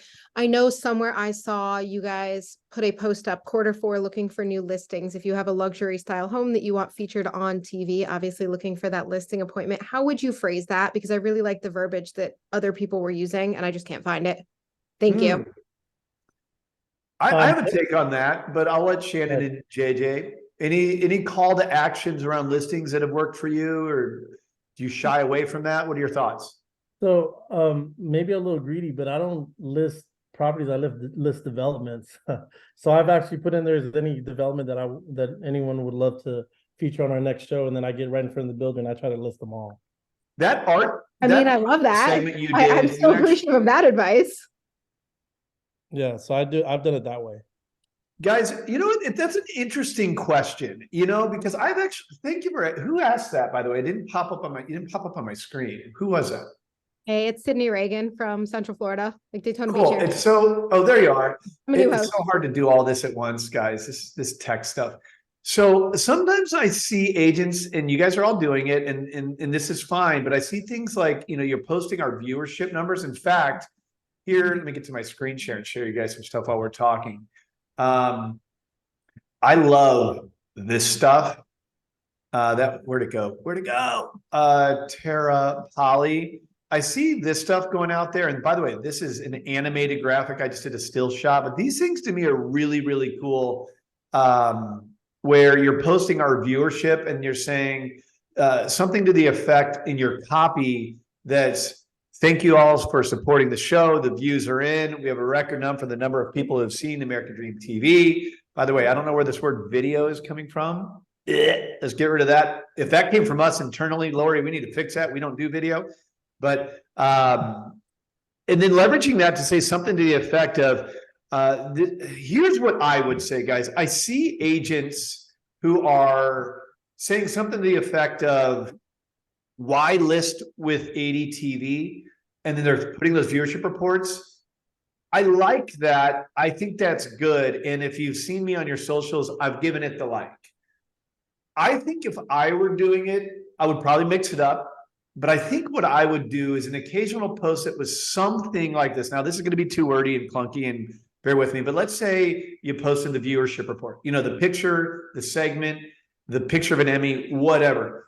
I would probably say something like, hey, friends and family, as you know, because of my success, well, I wouldn't say that actually. I would say, as you know, I host an Emmy-nominated TV show, positive media when the world really needs it. Now, let me rabbit trail real quick. Why do I say that? People are thirsty for positive media. That makes you a leader. That means you're going against the grain of all the garbage we see in the news and politics and mainstream media and the Kardashians. So I would say something like, hey, friends and family, as you know, I host an Emmy-nominated TV show, The American Dream TV, positive media, niched in real estate. Here's what I would say. I would even take a picture of this call. And I said this last Mastermind. You could do it with me saying this right now. And I'd say the executive show producer specifically said They're looking for movers and shakers and entrepreneurs and CEOs and philanthropists, those who are making a positive impact on our marketplace. Who do you know? Please comment below. I would love to have a conversation with them about potentially being on our show to feature their story of how they're impacting the San Diego market. P.S. The show is also about selling real estate. The executive show producer said they are specifically looking for homes coming to market in Q4 and Q1. If you know anyone who happens to be selling, send me a private message. What a great way to market their property. The show gets millions of views. I will talk to them off record. That, I think, would be my approach, because it's kind of subtle, where it's like, hey, the show's about you. The show's about positive media, looking for great guests. By the way, those great guests are meetings that you can have with potential influencers, referral sources. You should be taking meetings all day long and using the American dream as your Trojan horse, tip of the spear to set meetings. That's the meat and potatoes of that thing. But it's the subtle, oh, by the way, it's also about selling real estate, but a great way to market a property. I think that is what I would do. But you know what? Shockingly, everything I see from the agents across the country, I don't see anybody watering it down or doing bad posts. I think you guys are just too elite of professionals to do the gimmicky stuff. So I do see the viewership and what this means for you. I do like that too. And so what I would do if I were you is, if anybody has some good ideas around this, share them in the Facebook group. Drop it in the chat box, or how they can follow you on Instagram. Share what you're doing, if it's working, if you like it. And I think that helps everybody out, because wouldn't it be great if all of us got more listings and helped more families? So I think that's what I would do. But I don't know. Miranda Tate does a phenomenal job. Tara Polly, Jennifer Borer out of Atlanta does a phenomenal job. I mean, look, don't reinvent the wheel. All right. I Craig, totally you asked for a bunch of questions. Any other We've got a questions? bunch coming in. I'd direct the next one to Deontay. Did I get that right, my friend? You killed it. Real quick. So JJ, I had a question, since you've been doing it for a while, and if it's a long-winded answer, we can go offline. Leading up to your episode, I have a kind of a schedule, month lead up kind of plan for promotion and stuff. I was curious what yours is. How do you schedule out kind of your sizzle reels and kind of build up the anticipation for your episode being dropped a month before? Great question, Deontay. And everyone on this call, do this. Get with your local media people. All my newscasters and all that stuff, everyone has a person on the real estate beat. That's what it's called, real estate beat. So I'm very focused on like giving them little bits, like, hey, I'm about to do a segment here. I'm about to do this top 3, historic, because they need content. I've been featured on our news channels with our segments a lot, because I'm talking. I got an email this morning out of Vail. Dana, was it you? Some newspaper in Vail wants to write a story on the American Dream Media. Look, guys, they're desperate for content. You're an Emmy nominated. I mean, our production team's been nominated for an Emmy, but you can leverage that in a way. I mean, say it correctly, a part of an Emmy nominated production. And that's not saying I'm an Emmy nominated host, but you can say I'm the host of a show that's been nominated for an Emmy. I think reaching out to local newspaper, magazine, news outlets are great ideas. I know that's not exactly what Deontay was asking, more of just time blocking and structure, but I see that all the time. I saw it out of Kansas City recently. Great stuff. And even if nobody watched those shows, it's the ability to take that content and repurpose it. Guys, I got a lot of other things to hit on, but I really want to make sure I'm making these about you. And so are there any other questions we interjected? I said at the beginning of the call that I would take this into 2 hours. If you have to break at the 1.5 hour mark, I understand, but I can keep going, and I got a lot of really cool things to share with you. Are there any other questions for JJ and Shannon? We'll take one more and then I'll move on. We got another one here from Mark. Hey guys, how's it going? Thanks. New host from Seattle, and I'm pretty excited about making all these connections. And I was wondering, in your experience, I've been sending a bunch of emails out, and I've been kind of flirting with the idea of just meeting people in person, walking into businesses and trying to get in touch with the owner. And I'm just trying to gauging what your success has been like and what kind of strategies you employ to try and get that door opened. Do you have more success with like a blanket email? No, Or it's doctor nurse for me. Even if it's your girlfriend or wife, say, hey, I'm calling on behalf of Mark Benson, and say, hey, he's, it's doctor nurse, right? So when the nurse, so I've had my girlfriend say, we're trying to get the XFL team. It's more like we're the surgeons, right? And so when it looks a little bit more, if your wife will just call and say, hey, I'm calling on behalf of Mark. He's a part of this lifestyle show. We love to feature, whatever you're just talking about. And then that gets past the gatekeeper a lot more. And then because it makes you more elite and, like behind, like, hey, let me try to get a schedule with Mark. Let me look at his calendar. That's how I've worked it, bro. That's what's worked for me. I hope that helps. Yeah, I mean, if you got an assistant, a marketing assistant, a virtual assistant, ask your girl. Everyone has a significant other. Just have them pitch in. I'm gonna put my. You got a teenager that needs an allowance. Make her do it. My son's 22. Sorry, maybe I got too specific on my own family. The other thing is you can set up an email account that's show producer at whatever. Yeah. And set up a Gmail account. And then keep in mind, we've got templates in Dream Dash for you guys that you can use to reach out to guests and sizzle reels. Just think, how did we meet with you? We sent you an email that was pretty attractive and engaging and at least compelling enough to take a meeting. Why? Because it had as seen on in it and sizzle reels and an Emmy in it. And you're realtors. I mean, you get pitched crap all day long. Most of these businesses don't get pitched anything. So I think by using those templates and what JJ's saying is, don't have it be you. You're too important. Have it be somebody else, even if you're kind of bubble gumming and duct taping it together. All right, I'm going to keep moving here, guys. I hope so far this has been valuable. And if there's anything that you feel that we're falling short on depth, look, my email address. It's craig@craigsewing.com. Shoot me an email. I'll be happy to elaborate with you guys. Craig, I'm gonna leave my handle too. If anyone wants just to ask me directly, I'm always open. So. Yeah, JJ and Shannon, please drop your handles. Anything that anyone can connect with you, follow you. This is not the direction of the mastermind, at least this far in, but I really am appreciative of the organic nature of it. So let's see how much we can cover. I'm gonna go fast. So let's see here. Where did we leave off? All right. Perfect time for the cool shit segment of American Dreams Mastermind Network.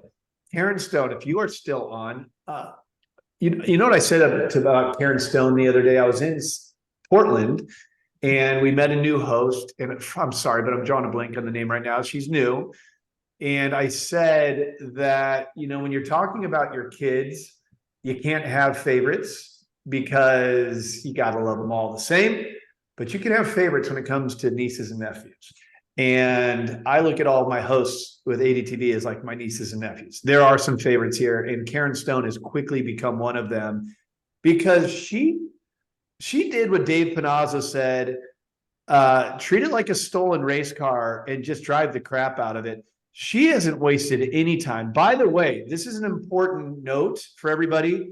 She upgraded from doing the bi-monthly show, so the show every other month, to doing a show every month with us. Now, not every market we're able to do that. It depends on the structure of the show, the air times, everything else. But if you're somebody who's involved with ADTV and you're having successes and it's kind of a no-brainer for you, and you look at the licensing fee of, I don't know, whatever it is, $1,200 a month, and it's like, okay, that's a spit in the wind for this. And you wanted to move and do more production and move to a monthly model. Every market's a little bit different, but guys, we only increased the licensing fee by about $1,000 to cover our costs of production for you. And she did that immediately. If any of you would like to do that, in fact, Andrew, since I got you on the call, if you're still here, how do agents and mortgage professionals, I know we talk a lot about the realtors, mortgage professionals, all this applies to you as well, except you're leveraging it to build your own brand and leveraging it with builders and top realtors and financial advisors. It's the same, but different. And you got realtors in your market. So you have referral sources baked into the cake. Jerry Wilson, it was great meeting with you in Portland, talking about that. You're running with it. But Andrew, are you on the call still? Yeah, I'm here. how can people reach out if they wanted to upgrade to doing a monthly model instead of the bi-monthly model, which most are set up on? Yeah, so right now it's fairly easy. You're going to reach out to your market manager and just let them know that you would like to upgrade to filming and airing every month. If you need your market manager's contact information, you can reach out to the client success email and they'll get you set up. Cameron, at least drop the main email in there and we can always redirect it, whatever, client success at ATV Media or whatever. By the way, I knew I was going to try and talk about this topic later. So I actually created a graphic for everybody. If you want to be upgraded, there it is. Rick Tancredo, I see you smiling. I ripped that right out of your playbook. Rick Tancredo is the best memer in the history of memers. So if you want to move to a monthly model, let us know. But let me get back to Karen. So Karen, are you on the call? Yes, I am. Sweet. Okay. So here is you jumping out of airplanes. I'm glad you're here to tell us about it today. This is not my cup of tea. I'm happy to stay right here on planet Earth. And I am a bit of a thrill seeker, but I have not done this one. So talk to us about this. We got to be quick here because we're limited on time. This picture, what you were doing, and just kind of your approach to media. I really have felt that you're a natural when it comes to this. And I don't necessarily mean natural on camera, even though you're great on it. But I want everyone to understand, none of us, we're professionals that are going into a medium, a TV show. We're not actors and actresses. We allow editing to make us look a little bit better, but we're being authentic. You've been a natural at seeing this as a medium that makes sense for your real estate business. So could you speak to that? And, you know, this is a fun picture, but some of the things that you've been doing. Yeah, so I will say that when I was young, I used to stutter and I laugh when I get nervous. So I dove all in, and in 2018, I signed up for comedy school. So I went to comedy school. When I moved to Park City, I became a TV radio host of as a DJ. So none of this really just came from birth, right? But I have constantly felt like if I'm gonna try something, I want to do something that proves to other people that they can do it. So my brand is educational, it's aspirational, it's inclusive. If I can do it, then you can do it. So I sometimes do crazy things like that. My first segment, I ski jumped into a pool. And honestly, Craig, I look at this like I just want to create cool content that people will watch online. Like that's it, right? I want to interview cool people. I want to do cool things, make it a little bit about myself, like to show that aspirational side, but also to showcase others. So for this particular segment, I have been wanting to go skydiving in Moab.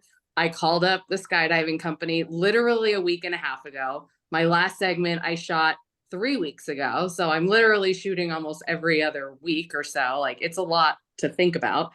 And I said, hey, this is what I do. Here's the link to ADTV. Here's my YouTube channel. Within minutes, the owner of the skydiving company said, we're all in. I said, where do I stay? He goes, hold on a second.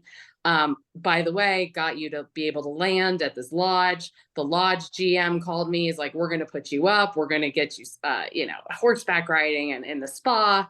And I knew that like the videographer wasn't going to be able to capture all of that. So I literally had to strategize with the skydiving company. Like, you're going to shoot certain stuff that I'm going to give to ADTV, and I'm going to shoot some stuff.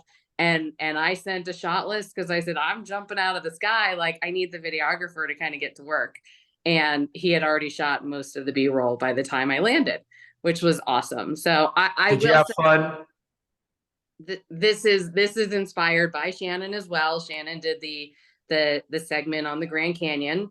I actually have a list. This is my list. I Googled everything that she produces, and I said, I just are indeed. We're both in Tom Ferry, so that means rip off and duplicate. And so I wrote down all of the ideas that I was inspired by, and at this point, I've checked off almost all the boxes. So, are you having fun? No, none. No fun. All right. The smile is completely fake. No, I'm having a laugh. I love it. You've really been fun to watch. Some of you guys really stand out to me in the way that you're posting and sharing and having fun with it. Look, people will get to know what you do. you can have fun with the show and you can integrate a listing if you want or not. But think something to keep in mind when you post this stuff. I always think of the segments as like a Bentley. You wouldn't throw a bumper sticker on it. Unfortunately, that's a Kim Kardashian line, which I can't believe I've quoted her again. But you keep the content clean. Just don't steer into infomercial because we're desperate for ROI. Keep the content clean, leverage it relationally, set up the meetings, do the client appreciation events. But when you're posting it into that world of social, whether you have one follower or a million, that's where you can put things into your copy. Hey, friends and family, I had so much fun skydiving on my most recent episode of the American Dream TV. Thank you for watching the show, empowering me to be a host of the show. And also, for those of you who've counted on me to help you accomplish your American dream of homeownership and buying and selling, thank you too. You can put that stuff in the copy of the post that you put out there, but I just would keep your content clean. But again, you can integrate listings and things like that because I know it impresses the seller. All right. Are we on my screen again? Right? Rick, good? Yes. Okay. Elizabeth Martin, I don't know if you're on the call, but I saw this post. Premier Success, the mayor of our town came in. Guys, if I call you out, just start talking. Otherwise, I'm just going to keep moving. Yes, I'm on. Can you give us just a 1 minute quick, hey, what is this? Yeah, so this was my first episode and I did my first watch party. I just reached out to the mayor, didn't really think he'd respond, but he did. He said, I'd love to come, and he came, and he talked about our community because my episode was on Holly Springs, a little town that I live in, and my community, my neighborhood, and I promoted a couple of local businesses. Pickleball company that's right, who's a resident in my neighborhood, and I actually play with his pickleball paddle, so wanted to promote his business as well as a charcuterie business. And they actually, came to the watch party. The charcuterie woman brought a spread. It was really a successful day, and just wanted to show it on there, and had the billboard made literally the day before, and made these certificates. I actually copied some other people and went on Canva and created these certificates, which they really appreciated and loved because I, had them recognized, and it really was a great event. Very cool, Elizabeth. Her first episode, guys. The thing is, now you compare that to JJ, who's been doing it 7 years. What that tells me is the world keeps turning, the market keeps changing, events keep happening, the real estate keeps shifting, seasons come, seasons go. There is never, ever, ever you can't run out of content or relationships or things to cover. This is your first month, but JJ and Shannon show that whether it's your first month or your 7th year, these are things you can do. And what I really love about what you just said, Elizabeth, is you're killing a bunch of birds with one stone. I heard pickleball, mayor, charcuterie board, something, client appreciation event. Like all that in 2 minutes or less is killing many birds with one stone off of one show. And that doesn't even include the social media posting, the dropping it in your newsletter, the putting it in your email signature, the putting it on Facebook to LinkedIn, all the ripple effect of the other things that you can do, or the number of meetings you can have before and after it. The show is the rock. It goes in the lake. It creates a splash. The ripple effect are these other ideas. Daniel Mumm. All right. If he's on, please be on. Daniel, are you unmuted? Oh, that's unfortunate. It's probably because I went long because I know he was joining here today. So Daniel Mumm, I don't even know what to say, guys. I love you guys, but there's 1,000 of you. So we got to ease back on putting me on your newsletters, especially if they're ones you didn't write, that are cookie cutter stock photos of your listings. I will unsubscribe. But if they are American Dream Rich, I will love them and I'll follow you forever. So I get texts, I get emails, and I try and keep up. Daniel Mumm, and all that is just joking, leading into a point about this guy. Brand new to the show. And he has absolutely blown my cell phone up with no regard for what time of day. or what I have going on. And I have really loved it because the things he is sharing with me, I'll have to find some of this stuff, guys, if he's not on the call. I really wanted him to speak to it. I probably won't, but the successes actually, all right, I'm just going to read a few things for you here. So he's brand new. Daniel Want Mum, Keller Williams, just want to say thanks. Okay, this is when he wanted to be involved. Let me scroll down a little bit further. I did not do a great job of the picture that you guys see on your screen, but there's something amazing about this picture, and I want to break it down for you. He texted it to me. Please, everyone, take a close look at what he said here. Now, there's more above it and below it. I snapshot it. I'm going to need, look in caps lock, your help. This is the essence of everything I talked about in the beginning of this call. Remove you in your own worry about how you look and what are you, and by you, I mean me. Like, what am I going to post? What am I going to share? I don't want to post today, or how am I going to interview this? He's not making it about him.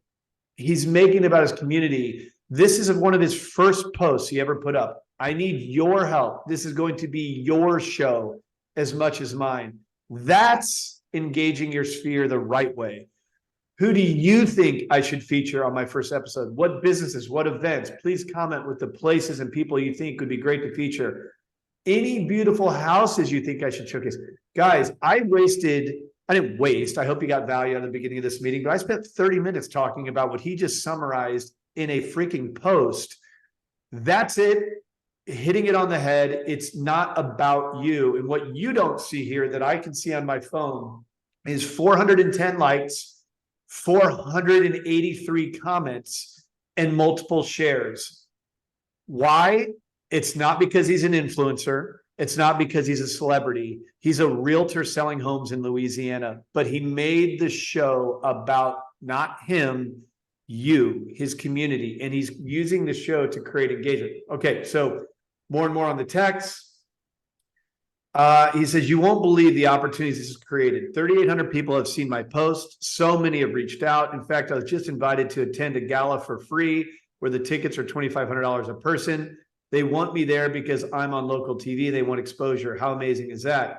And then he sent something I didn't get. He said this too. He says, what an incredible opportunity. I'm already a local celebrity, getting invited on yacht parties and being considered a candidate for mayor. All right, well, I don't know, that might be a little much there, Daniel, but I haven't even done my first show yet. I would have paid $10,000 per month to access these events. Before the show, nobody knew me. Now they're taking my calls. They're calling me. You should raise prices. We should. We won't, guys. Don't worry about that. But there's something in here. I'm sorry. Sounds like a little bit of grandstanding. I'm really not meaning to. Okay, I got to share this one. Last time I'm going to bother you, he says. I'm going to send this to you in an email because it's too incredible. This week has been the best week of my entire adult life. The doors that have been opened for me, which would have not been opened if it wasn't for the TV show. Quickly posted about 80 TV. Announcement I filmed. I met the mayor. He gave me his cell number. The next day, he called me to be the MC to the biggest fundraiser and gala in town, to be the MC. They needed someone because the MC got sick. He thought I did a good job, so he asked me to be the MC at another event with 800 people. I just got this text. Now I'm emceeing a boat race, blah, blah, blah. There's 14,000 people at it. I don't know. He goes on, and he sent me a bunch of cool pictures like you see here today. I don't know. There's nothing else I can say besides thank you, Daniel. And that's the thing, guys. That's the thing. It's not, hey, look at me, I'm the greatest realtor. Look at the awards I've won. Look at me on the front of this magazine, #blessed. It's none of that stuff. It's leveraging the show relationally, not letting it get to your head, not being about ego, but owning the show as an opportunity to gauge your sphere. And you just saw it in the last slide. He made it about them, not you. Okay, this is actually an important one. I know I'm going late on time, but I'll keep going. Everybody's here. Where do I find my show? So we hear this way too much, and I wanted to take a moment to just make this really easy to understand. First of all, hopefully I did not close it. Let me see. All right. We have created an email template that you can see on your screen. If you would like this, it is in the hands of all of your CSRs. It is a comprehensive email that shows everywhere that the American Dream TV is. I think what's hard for many of you, and I empathize here, is that it's in so many places, it's hard to find. Well, you have to interpret it this way. We are on the cutting edge of media. We do the traditional thing, it's on cable. Guys, I could give a rip if we cut the cord on cable, and you shouldn't care either. If you are hanging the hat on As Seen on 9 a.m. at CBS on Saturday morning, that is a spoke on the wheel, and I think it's the least important spoke because you can get just as much credibility and viewership from other means. So what you see on your screen is an email. If you would like this email to have access to it, to guide you, or to pull components of it to share with guests who are saying, well, where can I find this show? This email is robust. Number one, As Seen on, here goes, guys. I'm going to do this really quickly. The American Dream is on the Travel Channel, CNBC, and Bloomberg TV. Your segments may or may not be there. That is not guaranteed to you, but we do have shows there. We're going to be putting our best segments there. Our show Financing the American Dream is there. Why is this relevant? Because you can put it in your email signature As Seen on, and it's a true statement. You can put it on your business card, your website. Those are true statements. So even if your show segment isn't going to be on that network that month, the show is airing there all the time, and you can take that branding, and I think that's very fair. Cable, ABC, NBC, CBS, Fox, and CW, 100% of you are being featured on a 30-minute show on cable. Now, why do we not recommend watch parties live? Because cable can be preempted. Usually it never happens, but when you're creating 80 shows in a month, occasionally a show can get preempted. Never use the live release on cable to be the thing that you hang a noose around your neck in the event that it gets preempted by a network botch, a sporting event, or a political event. Do pre-screening watch parties. Promote the digital networks. But yes, your show is on cable. You and your sphere can watch it in your house with your mom, but I would encourage you to focus more on the other things, streaming. If you go to AmericanDreamNetwork.tv, we're doing a lot of work to our website to do live releases. There's going to be some big announcements coming here soon. It is there now. There's a demonstration video on how you can share it. You can literally go here, see it on our website. You can share directly here to your social. So give it a look here. This is just a quick tutorial. I'm clicking the watch. I'm finding my segment. I'm clicking it. And watch how easy this is, guys. So let's pretend that was your segment. You click share. You go to Facebook, you click Facebook, and there it is. And you can type, hey, friends and family, here's my most recent episode, blah, blah, blah, blah, blah. It's that easy. Okay, that's the streaming. Now you're going to see some major enhancements to American Dream Network. That's our network. Then you got the digital networks, Amazon Fire, Apple TV, and Roku. Okay, guys, we are overcomplicating this. I don't understand it. It's really simple. Attached to this email we'll send you is how you can access Amazon Fire, Apple TV, and Roku. And here is a 1-minute video that explains it in depth that you will have at your fingertips. Let me just get to pass this ad. Here you go. In this video, I'll show you how to download the app on Apple TV. Now, head over to the App Store and try not to get distracted by all the fun games. The easiest way to find us is to search for the American Dream Network TV app in the search bar. Now, all you have to do is select the download button, and you have every episode from every city at your fingertips. When you think about it, it's pretty easy to see why the American Dream has made its way over to an online streaming platform. Is anyone out there still watching cable? If you are, that's great, but there's a 100% chance that the show you like to watch on cable is also available on some version of online streaming. The great thing about streaming, it doesn't matter the type of TV you have, as long as you have Apple TV, Roku, Amazon Fire TV, Android TV, or Chromecast, you're good to go. All right. Again, this will be in the email that's coming out to you. So there's that. Social media, we're posting our best segments there. That's where we generate the viewership reports that guys like Clinton and Tara Polly and Miranda Tate and all of you are creating great graphics around it. And then here's the deal. If you're on HDTV or Bravo, they're not sending you copies of the show. Shannon Gillette, who said she was on HDTV, couldn't even take a snapshot for like, what, $1,000 something a month.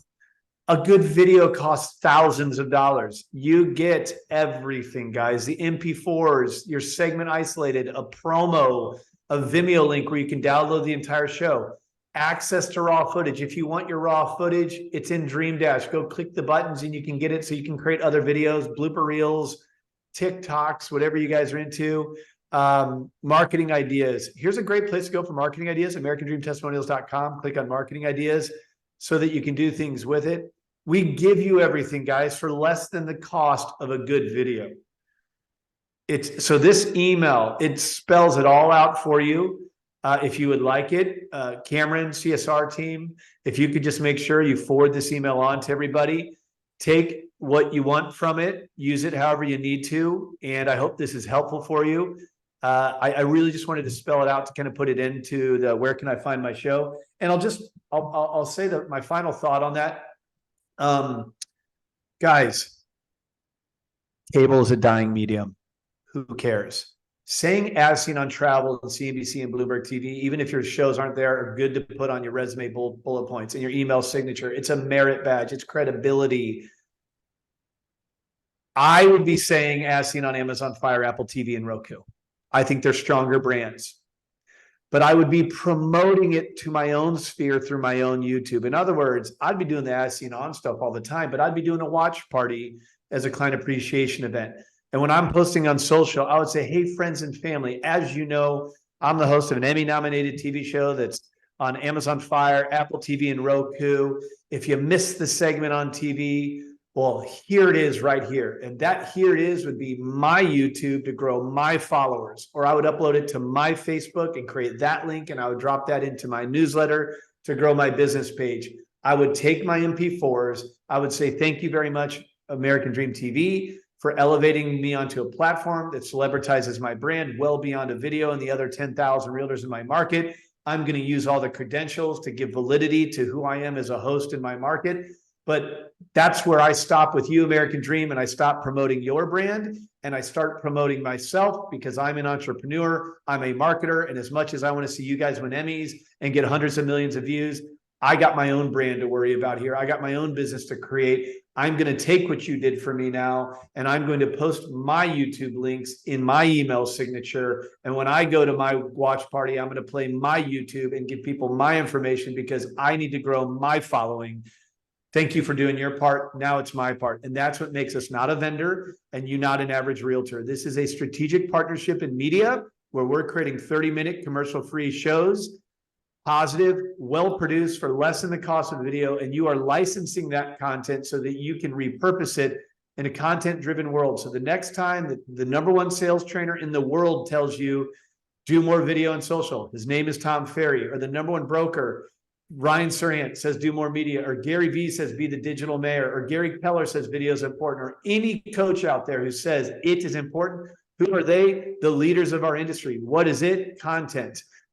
They say it, we do it, and we give you everything to do it with. And these calls are meant to inspire you to build your own brand. If we were selfish, none of this would exist. And we'd be like, here's our YouTube link, go share it. And we'd probably build a lot faster, but we're building as a network with you. All right, I got to move quick. I know you guys got to go. Other things, marketing immersion. Lori Axe, are you there? Let's do this in 2 minutes or less. If you could just give a recap of, well, first of all, re-explain what the marketing immersion is and give a recap, I would appreciate it. Are you there? Yep, I'm here. Cool. Marketing immersion is a monthly call we're doing, and everybody is invited regardless of what stage you're at in your process on your journey with us. And it is really to not just show you the way, but help explain to you how. And we are going deep into different topics. The first one was last month. Oh no, sorry, earlier this month, or the first Thursday of every month. And they are at 10 a.m. Pacific. So once a month, first Thursday of the month, everybody is automatically invited. It's automatically going to be in your calendars. And we're sending out email reminders as well as putting in the newsletter and in the Facebook group. Basically, they are an overview of different marketing topics that we know you are in need of, and to help you really take control in a time where we can't control things in our industry. We can't control mortgage rates. We can't control other factors, but we can control what we're doing in regards to positioning ourselves in our business and our brand. And that's what this is all about. The primary takeaway from the first one was it was really meant to be an overview for you guys of all the different things that you can be doing within marketing.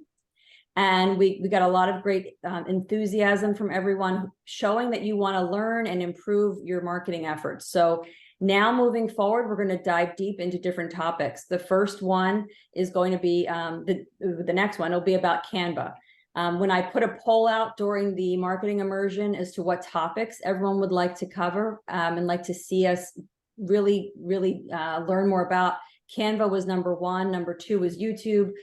People asked about QR codes, so many different topics. So that's what it's all about. It's really helping you understand how to maximize beyond your segment, repurpose it across different platforms to different audiences, and really enabling you to reach beyond what your show does itself. And then the couple quick examples for TikTok, bloopers, for Instagram, behind the scenes reels, LinkedIn, more clips about the interview portion, YouTube, long form versus short form, and how to tie it into Google searches since Google owns YouTube. Put in your website, email marketing, email signatures, newsletter. Also digging into all those things in chunks so that it's not overwhelming. And that's really what it's all about. It's an open forum. It's an opportunity for people to speak out about what they're doing, bring questions. And for anyone who joined us earlier this month, thank you. I love the participation and the enthusiasm. Very cool. So guys, here's kind of the idea around this. I'm not invited to those calls because you hear enough from me, and Lori's a lot. I've already got the feedback. Everyone's like, oh, this call was so great, blah, blah. I get it. She's smarter than me. She's prettier than me. She communicates better than me. Lori Axler is the guru on marketing. And when you look at American Dream Media, it's about leveraging it for your marketing, right? And so we do this mastermind once a month to get you all together. We are a network. A rising tide lifts all boats, and we mastermind and share everything you heard today, but just in a new way, more organic and authentic every month as there's new stuff that continues to happen. But the marketing meeting is now, there's two opportunities. This hopefully was of value today. I sure hope so.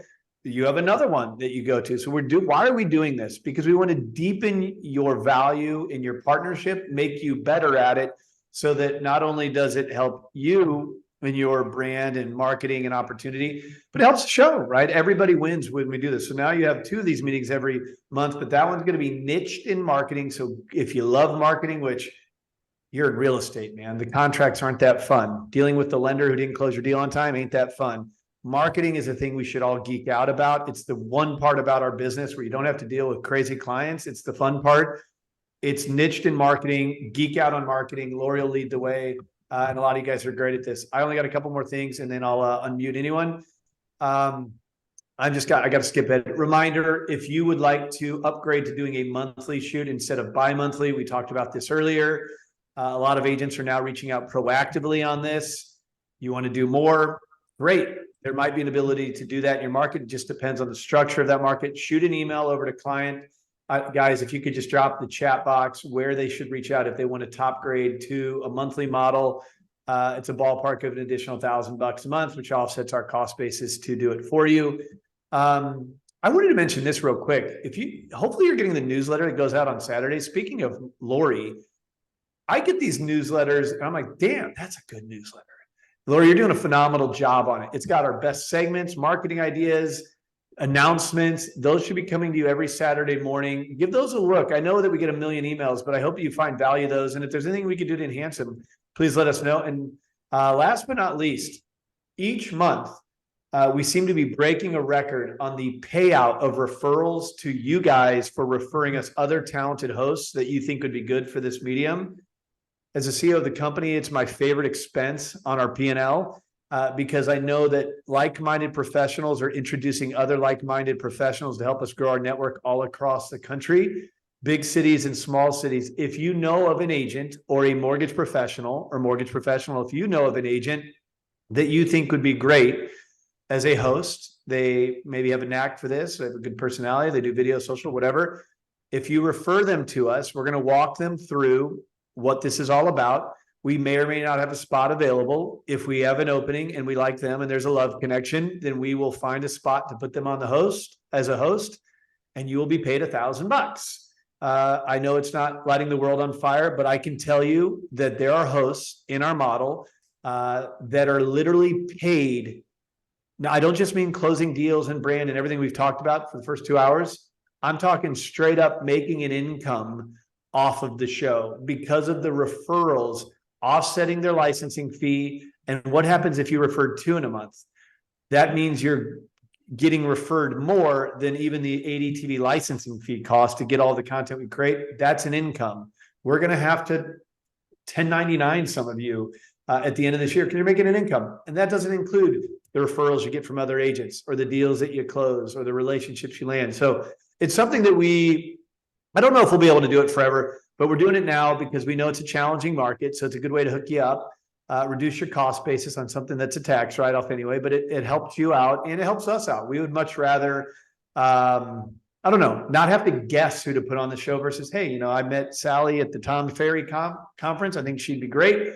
So we welcome those referrals with open arms, and it is our hope we can get them on. If we can, great. If we can't, then that happens too. But all you need to do is introduce us. And if our team could drop a little link, I think it's Rick, if you could drop, where should they introduce new hosts to us? We will happily pay you as a referral fee. So thank you for that. With that said, that's kind of a wrap on everything that I had to share with you. I think. So I'm going to pull off here. Hey, my lone survivors, thank you for sticking around. I hope you found value today. I'm not going to hop off yet, but I'm pretty much done with the things I know I wanted to get to you. I want to say thank you to everybody who chimed in, spoke. But we'll just use this as your time now. For anybody who wants to stick around and hang out, I got time. My time is yours. Feel free to ask questions. This is a good fireside time. If you need to hop off, thank you for being here. I hope you got some good value. If you've got any good pictures, please be sure to tag us, including me. Make sure I'm not like in a weird, facial picture or drool on my chin or anything like that if you post on me. But thanks for being on here today. Like I said, my favorite day of the month. But while we're here, look, you got my leadership team here. You got your CSRs here, and you still got a bunch of other realtors and mortgage professionals. We can get granular. We can get into the trenches. And I would love to answer questions too. So I see a bunch of hands up. I'll try and keep it punchy, but if anyone on my team can help with the whole unmuting process and calling people out, I see Samantha Mendoza, Cindy Reagan, Deontay, Tara Polly, one of my favorites. Let it rip. Greg, Julia's had her hand up since we were doing open questions with JJ and Shannon. So Julia, go ahead and jump in. Okay, thank you. I just wanted to say, Craig, that what I have found, if you want to get an interview with somebody that might be difficult to get an interview with, such as, Deion Sanders and our governor, send a media kit that doesn't have segments that shows real estate. They don't want that. So I know that we created something unique for you for the Deion interview. Is that right, Lori? Didn't we make some edits or something? Yeah. So if there is something like that exists, if you ever need that, just email your CSR and we'll gladly get that to you. And Julia, thanks for helping us sharpen our axe to just kind of have a unique way to go about that interview for you. And by the way, I don't know how much our team has shared this with you. And I want everybody to know this as well. If you land a big interview, like when we landed Tito Ortiz in Huntington Beach, which I was going to be talking to Carol today out of Florida, and man, I missed that one. We'll have to get her on the next one. She is another one. It's knocking out of the park. But we're going to throw the kitchen sink at it. We're going to send our best videographers out there. I'm going to try and join if I can. We're going to do a lot in the way of social to promote it. And all this stuff, we're just kind of doing it as a thank you to you for being the leader on setting up a high profile meeting, adding value to you, which adds value to us. That's what makes this a partnership. When the American Dream interviews a Deion Sanders type, that's a big deal. It's really cool for Julia. And even if it just left at that, great. I want things that are cool for you and good for you. But if it's, something like that. Don't just go do it, is my point. Let us know. Hey, I got a celebrity. I got something big here. And I don't know if we can't do anything, we'll tell you, but if we can, we will. So Julia, great job. And that's a good point. We can always craft and tailor those media kits and email templates. Samantha Mendoza, Nancy Alert, Cindy Reagan, Deontay, Tara.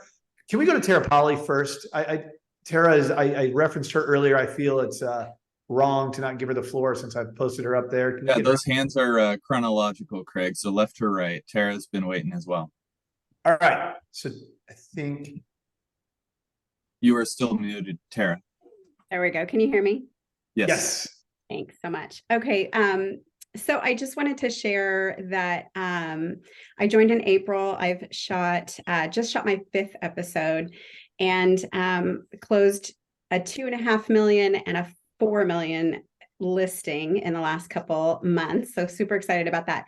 But the reason I wanted to make a comment is because I really wanted to encourage everyone to really post your stuff on social media, get it out there. You don't know who's watching. I just this weekend had someone who's in the film business and is kind of high profile in our community. He reached out to me. He noticed I've been doing video. He's got a home to sell and he wants to work with me because he sees that I'm doing video. So not video, sorry, a television show. So I just thought that was really cool. I know him sort of casually over the years, but he probably knows thousands of realtors.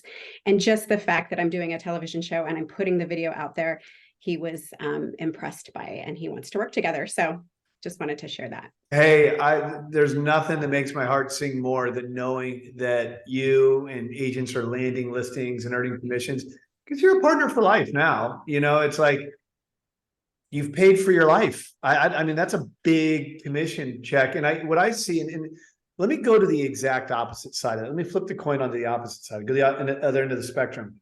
We had an agent quit last week. It wasn't the nicest exit. And I looked and she's been doing it for 6 months. And in her exit survey, comments like there's no value, there's no financial value, blah, blah, blah, blah, blah. She had shot one time.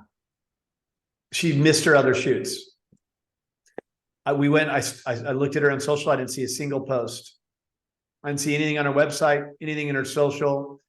Guys, this ain't a magic pill. You have to sink your teeth into it. But I promise you, if you do, because remember, this is not a pay-for-play model. This is like a gym membership. You are licensing the opportunity and the content that we create so that you can repurpose it in a content-driven world. Like a gym membership, you could go 30 times or 0. You're still paying. Translate that to real estate. You could land 2, 3, 10 listings or 0. You're still paying. You could do your shoot and promote like crazy or forget to do your shoot, not tell anyone, and you're still paying because you're paying it like a gym membership. So you might as well use it, but it's the same exact thing. And what I want to tell you is when you land those deals, we love it. We love it. But what if you don't for a year? Are you really out 12, 13, 14 grand? Or one, it's a tax write-off. So talk to your CPA and write the damn thing off. 2, did you get relationships? Did you have meetings you wouldn't have had? Did you get content you could post on social? Did you build brand and credibility? Did you have fun if that matters? The answer should be yes to all those things. Well, I promise you, if it doesn't happen in month 1 or 2 or 6, or maybe 12 or 15 or 20, who cares? Who cares? You will at some point, and you'll be able to look back and be like, hey, I landed a deal. But you know, when I look at the agents who quit, you're not quitting on us. There's 10,000 realtors in your market. You're quitting on yourself. The reality is, when we met, I know exactly how I present this thing. I know exactly how I present it. It's very real. I say everything to avoid any, you told me this, but then this. Now, granted, some have selective hearing. But that being said, I know exactly how I say it. I go way out of my way to say things like it ain't a magic pill, that it ain't a pay-for-play model, that you're paying whether you show up or not. Everything I possibly can to protect against that. The reality is, when we look at the exit surveys, they were never on the masterminds. They never did anything in social. And it's usually within their first 6 months. That's not how anything works. Forget this. That's just not how success works. It's called working out for a reason. It's hard. It's called work for a reason. It's hard. You're no stranger to hard work. So when we look at these things that we do as a media organization with you, lean in, sink your teeth in, and land the things like Tara. When you do, awesome. And if you don't, lean in harder. Ask for guidance. Go to the marketing meetings. Show up at these things. Engage in the Facebook group. Ask other realtors. JJ Grain and Shannon, they drop their handles right there in the chat box. Like, reach out to them. Hey, would you chat with me a little bit further? And they probably will. And if not, if they won't, I'm sure others will, or Tara will, or somebody will. We're here to help you. That's what makes this a partnership. So Tara, I love that you landed the win, but if you're not landing those wins, don't throw the Hail Mary. Don't get caught up on ROR or ROI. Think ROI. Or God, I'm butchering it. Don't think ROI, think ROR, return on relationship. How can you leverage this? And I think the easiest way, guys, is use it to set up appointments with important people. Just go meet people all the time. Well, Craig, what if I don't have room to get them all on the show? Upgrade to the monthly model, do a couple of them per show, tell them it's not up to you, it's up to the executive show producer. That's objection handling, but use it to open doors. All right. Thank you, Tara. Congrats on the win. And thank you for all that you're doing in the Facebook group, because we see the stuff. I see on the backside of social, your graphics, your pictures. I love that you're having fun with it. And I really appreciate that you're sharing, because you're doing some cool stuff in the way of marketing. Keep it up. We love you for it. Thank you. Amy Patton. Amy, Nancy, Samantha. Hi. It doesn't matter. So I have a question. The Tom Ferry Summit thing, I did it virtually, and I did this thing. It's called Real Greater, and it's all about trying to get your Google. I mean, because Google's everything. Google's YouTube, and I'm trying to get more subscribers and stuff like that on YouTube. And a lot of it comes down to the Google reviews online. So I was wondering, and everyone has to have a Gmail address. So I was thinking, and they said it's really important. You don't want, 50 reviews in a week, because Google tracks that. So I was thinking maybe it would be good, if any of the agents have a Gmail address, that we can all give each other reviews to try to amp up our Google account, because they said it all goes back to the drop your link in the chat box. Okay. I would just I would caution you with that, because Google is very aware, and they track if people have a similar business. So if you have the same business, even though your Gmail accounts might be different, I would just be careful with having an influx of too many people that are associated with the American Dream, that it might come back on all of us to look. Google tracks that kind of stuff. So I would just really be careful to have too many people start all doing that at once. Yeah, she said like maybe 5 a week. I don't know. I'm just trying to get some more people on my YouTube and Instagram. That's all.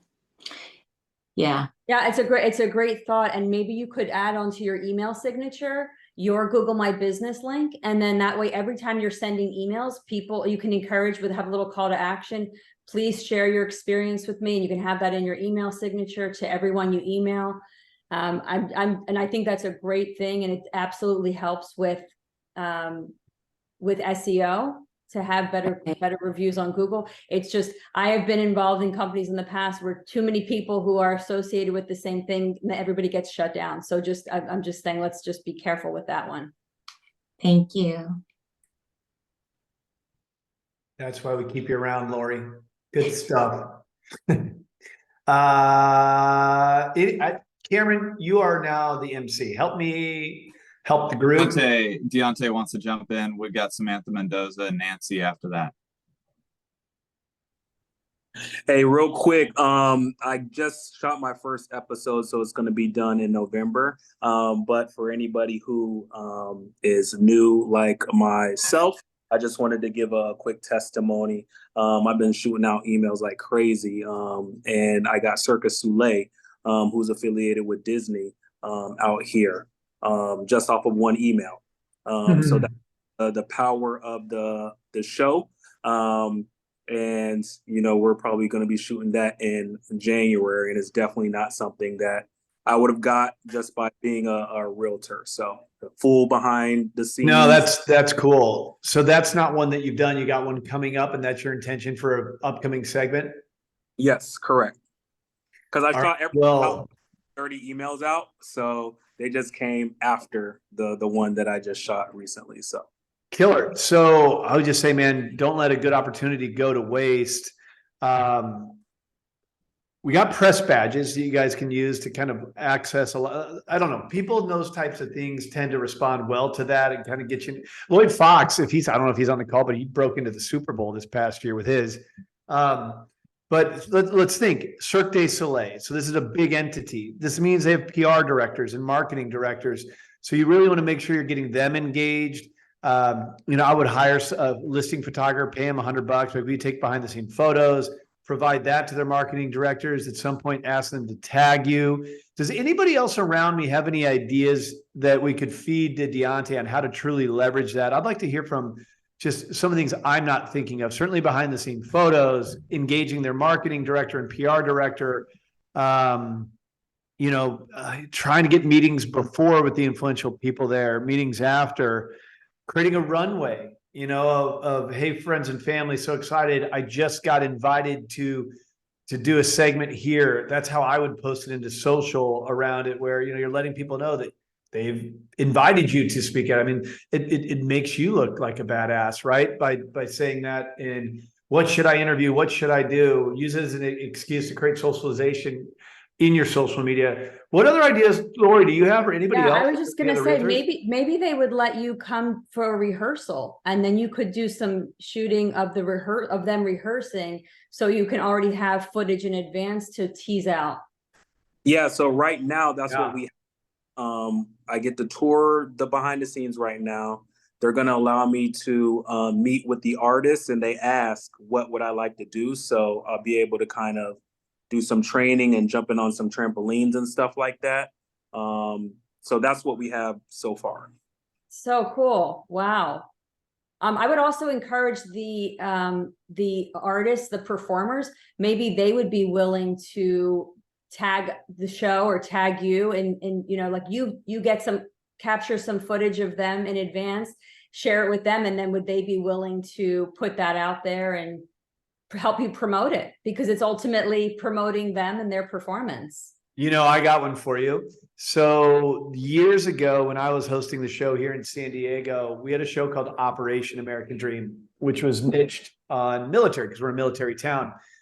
And there's some really amazing guests that we had. Like Stu Headley was a Pearl Harbor survivor, 95-year-old man who came in, and we did an interview with the guy who wrote American Sniper, about Chris Kyle, Scott McEwen. I mean, heroes upon heroes with amazing stories.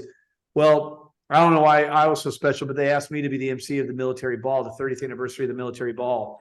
And it was a crazy experience, but it was on a certain date. And what I had meetings with the Coronado Chamber before, they were vetting me and all these things. And I said, hey, look, I'd like to dive deep into what this event is all about. I'd like to meet the people being honored. Could I kind of just be connected in different ways? And they were so taken back by that. It's a true story, guys. I'm not exaggerating in this. They're so taken back by it that they're like, I'll tell you what, we're going to do some cool stuff with you to warm you up. Because I didn't serve in the military. I certainly honor the heroes who protect us. And that's why I was asked to MC, but I got to do some really fun stuff. They took me on this like simulated helicopter ride on the base, which was as much fun as a grown man is able to have. They let me do it for like 4 hours. And when they told me it was over, I was like a kid who had his toy stolen. I was so upset about it. It was so much fun. They took me to the military hospital to see those who'd been wounded and to have sit downs and one-on-ones with them and several other things. And by the time I got to MC the event, when I was introduced, the gal who introduced me said, we've done this event for 30 years and never once has the MC host ever asked to meet with veterans and get to know our culture and our veteran community. And so as we introduce him to stage here, we want you to know that's who your MC today is. A really honorable way to be introduced in front of a very honorable crowd. But the point I'm making to you is, well, there's the event itself, but it was all these other things that I was doing that were, if in hindsight, I didn't do anything that I'm giving advice on, but I should have captured the helicopter thing. I should have captured the stories of veterans, and not for my own promotion, really to share the importance and highlight the heroes of those who've served. So maybe if you took that contextually into your world, think about it. Maybe they'll let you in before the event. Maybe they'll even let you do some fun stuff. All of that is behind the scene photos, which you could do for free with your iPhone or hire a listing photographer, or do some little videos and things like that. So you got a runway before and you got a runway after, and then think about it. Meanwhile, you're doing your next episode. So you can have like these two things running simultaneously. The circus can go for months pre and post. Meanwhile, parallel to that, you got another show about something else going.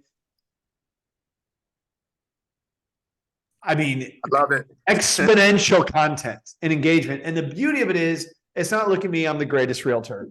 It says that without you having to say it. It gives you an excuse to post and engage in a really fun way. So good job on that. And I hope this inspires others. Thank you. All right. And I'll share one thing someone asked in the chat for the email that I used. I'll post that in the group, our Facebook group, for the kind of email that I use to reach out to people. Cool. Thanks, Deontay. Nancy. All right. First, I have 3 questions, and Deontay answered one of them. And I wanted to say, way to go, Deontay. I hope you will be flying like those fabulous people at the Cirque du Soleil. Hopefully you will do one of those and take a picture or video of it. My question is, how do we get access to the press passes? And also too, can we have our shoot done in a city, state, country where we're not, for example, I have an opportunity to speak at the Global Economic Development Summit in Dubai. My shoot is supposed to be November 3rd. I'm leaving for Dubai November 4th. I'll be there until the 11th. There's so much that I can actually do because I am moving to Dubai. I will be living there 6 months out of every year starting next year. And so I was wondering how would that work? How would that work? Well, let's start with the press badge. Lori, do you have the answer to that? Yes, and just to clarify, we don't have press passes printed or anything like that. We have suggested designs. Unfortunately, it's not done in Vistaprint or some of the other channels that we use, but we have helped people order them through Zazzle. So I'll put a link for Zazzle in there, and I'll put some examples of templates, but it's not something that we have. It's just something we have worked with people and suggested them. But if you look in the group and you search under press pass or badge in the Facebook group, you'll see some also template examples that people have used. Okay. Killer. Thank you. Hey, so Nancy, let's leave out the moving there thing, because that obviously we have to really think through that on a broader scale. But just what is the event you're speaking at? It's the Global Women Economic Development Summit. It's bringing Africa and the United States and the Middle East together in helping with development, be it water, real estate. I mean, the answer is hell yeah. I mean, I don't know what else to tell you. All we need to do is get a videographer out there for you. Probably need a little help from you on that. But if you spoke with your CSR, if you can coordinate a videographer, I don't know what the cost basis would be, but if we can get the videographer, I mean, the editors would welcome it with open arms. To me, that's not even a stretch. Like when Don and Gino wanted to, no, even that wasn't. That's not even a stretch. I mean, when you absolutely, that's a great segment. Now, if timing becomes an issue because of deadlines and things like that, then either A, we'll be able to make it work on what you see as your timing for that particular segment for that month.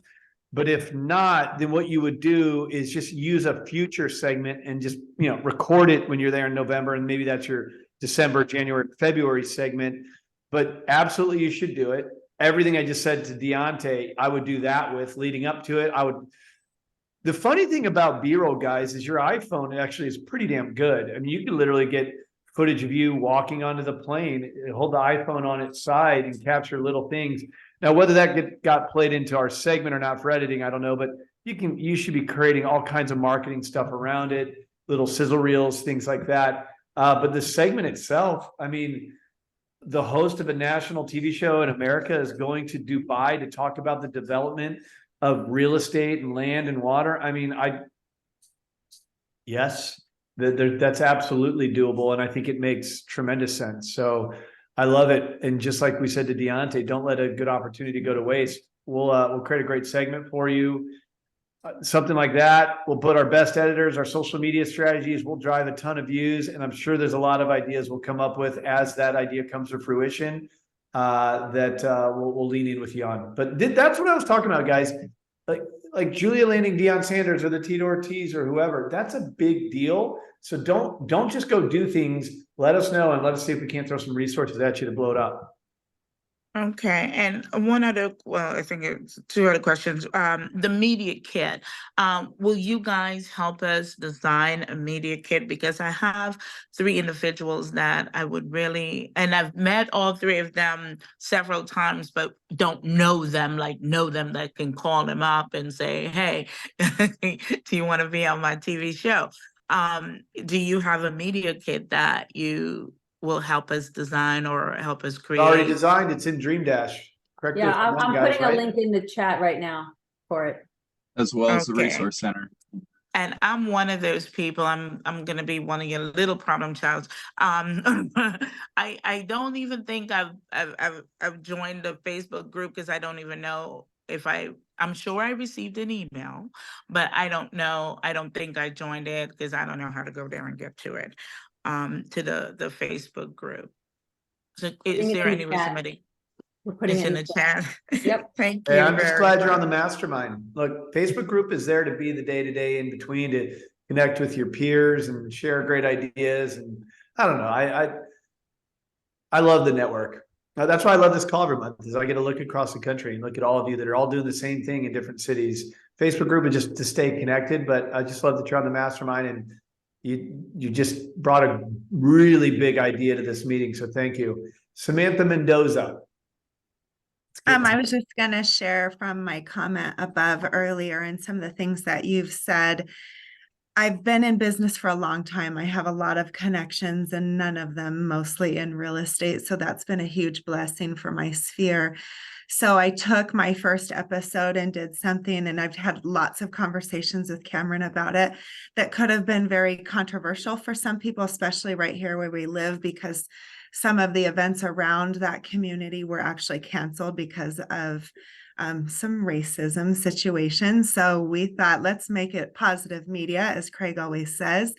And we made it big. And when we did the show, man, it got so many shares and likes and created quite a following for me from it.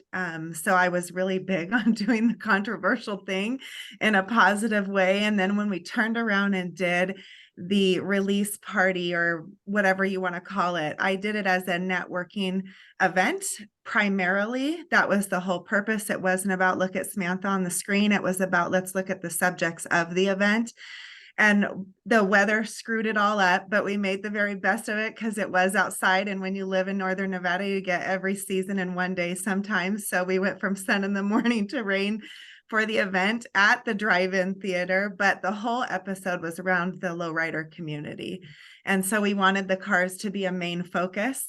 And we brought together the people who run the businesses within those communities. And then at the event, when we showcased it, I brought in other people in that business. So their taco truck that is literally a piece of art, the paint that they have drawn all over those things. And we had a singer and she sings so freaking beautifully that the reels actually got cut on TikTok and Instagram. And they said I couldn't share it because it was a copyright and I had to fight it. She just sings that good. We had lenders there and title people. We had a really cool photo booth and all of those people came for free. other than the taco truck. They did a discounted menu that day because they knew it was exposure for their business. And we opened it to the public to create more real estate business for myself.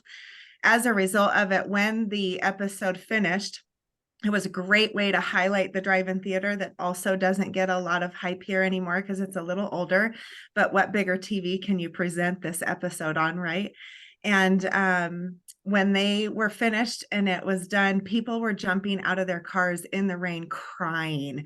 They were so excited. And one of the women who I've known for a very long time, her husband's actually the person who helped me create the whole event, an episode, she jumped out and said, "Thank you so much for what you just did for our community. This couldn't have been any bigger," which made me cry. I mean, it was such a big positive experience. And I left to Hawaii the next day and my feed was just blowing up for the rest of the week. And some of the response I've gotten from it now, like, I'm just going, oh my God, how much bigger can this get? And I can't wait to see, but it's just going to be a really big thing. And I look forward to bringing all the controversial items to light to make them a positive thing in our area. So yeah, no, first of all, thanks for sharing the story. We're obviously not a political show, nor do we want to be. No. But there are things, look, the country, the world is ill, but our country's media is very ill. And sadly, negativity sells, divisiveness sells.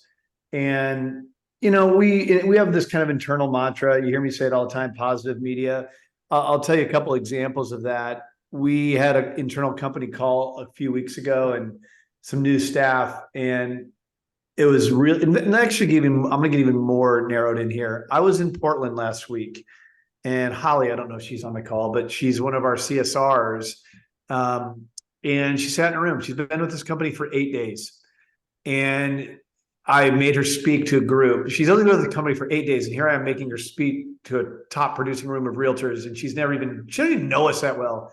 And she shared with the room, she's like, one of the things I can tell you, because everyone is, is in Portland, they're just learning about the show for the first time.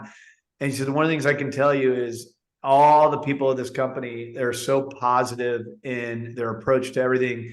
It's what we do. It's what, for me personally, it's what drives me. I think the world is ill, and rather than complain about it, be a part of it. Let's be a part of the solution. And I think what we've found is that real estate's important to that. And it's not just real estate, it's homeownership, it's communities, it's neighborhoods. And so imagine if there's 1,000 people doing that and we're getting 30 something million views, that doesn't even include your guys' views and your YouTubes and your LinkedIn. And as this thing grows and we, start getting into more and more small markets, and you're in Reno, correct? Yeah, we're northern. I call it Northern Nevada because it's covered. Never in a million years did I think we'd have a show in Reno. Neither did I. What this thing is doing. Now we launched in Tallahassee and Dayton, Ohio.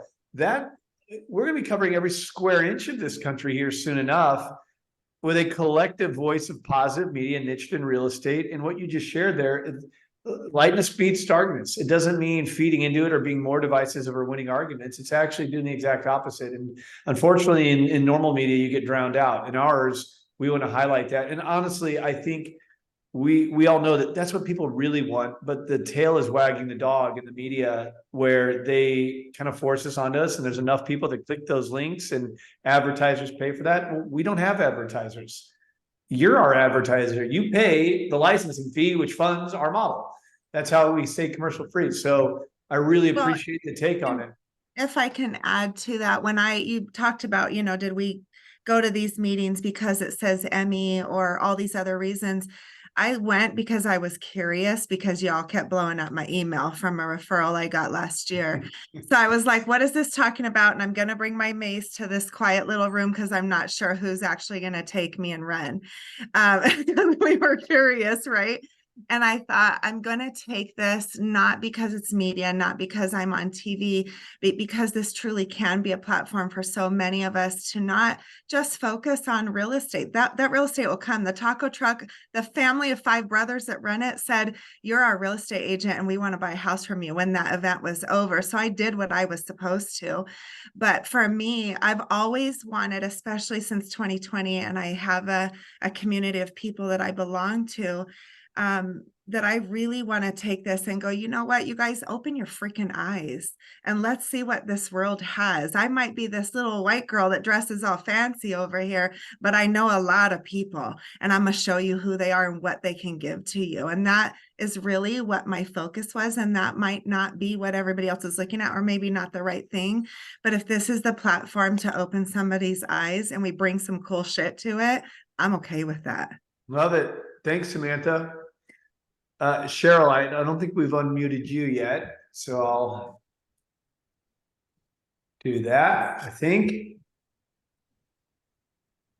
Hi, I just wanted to mention, somebody was talking about getting Google reviews. I did a mailing recently, just magnets with the Packer schedules that I normally do every year, but I put a letter in there. And one of the things I mentioned in the letter, besides mentioning that I'm going to be doing be an 80 TV host, was the importance of Google reviews to my business, because I just created my Google page actually.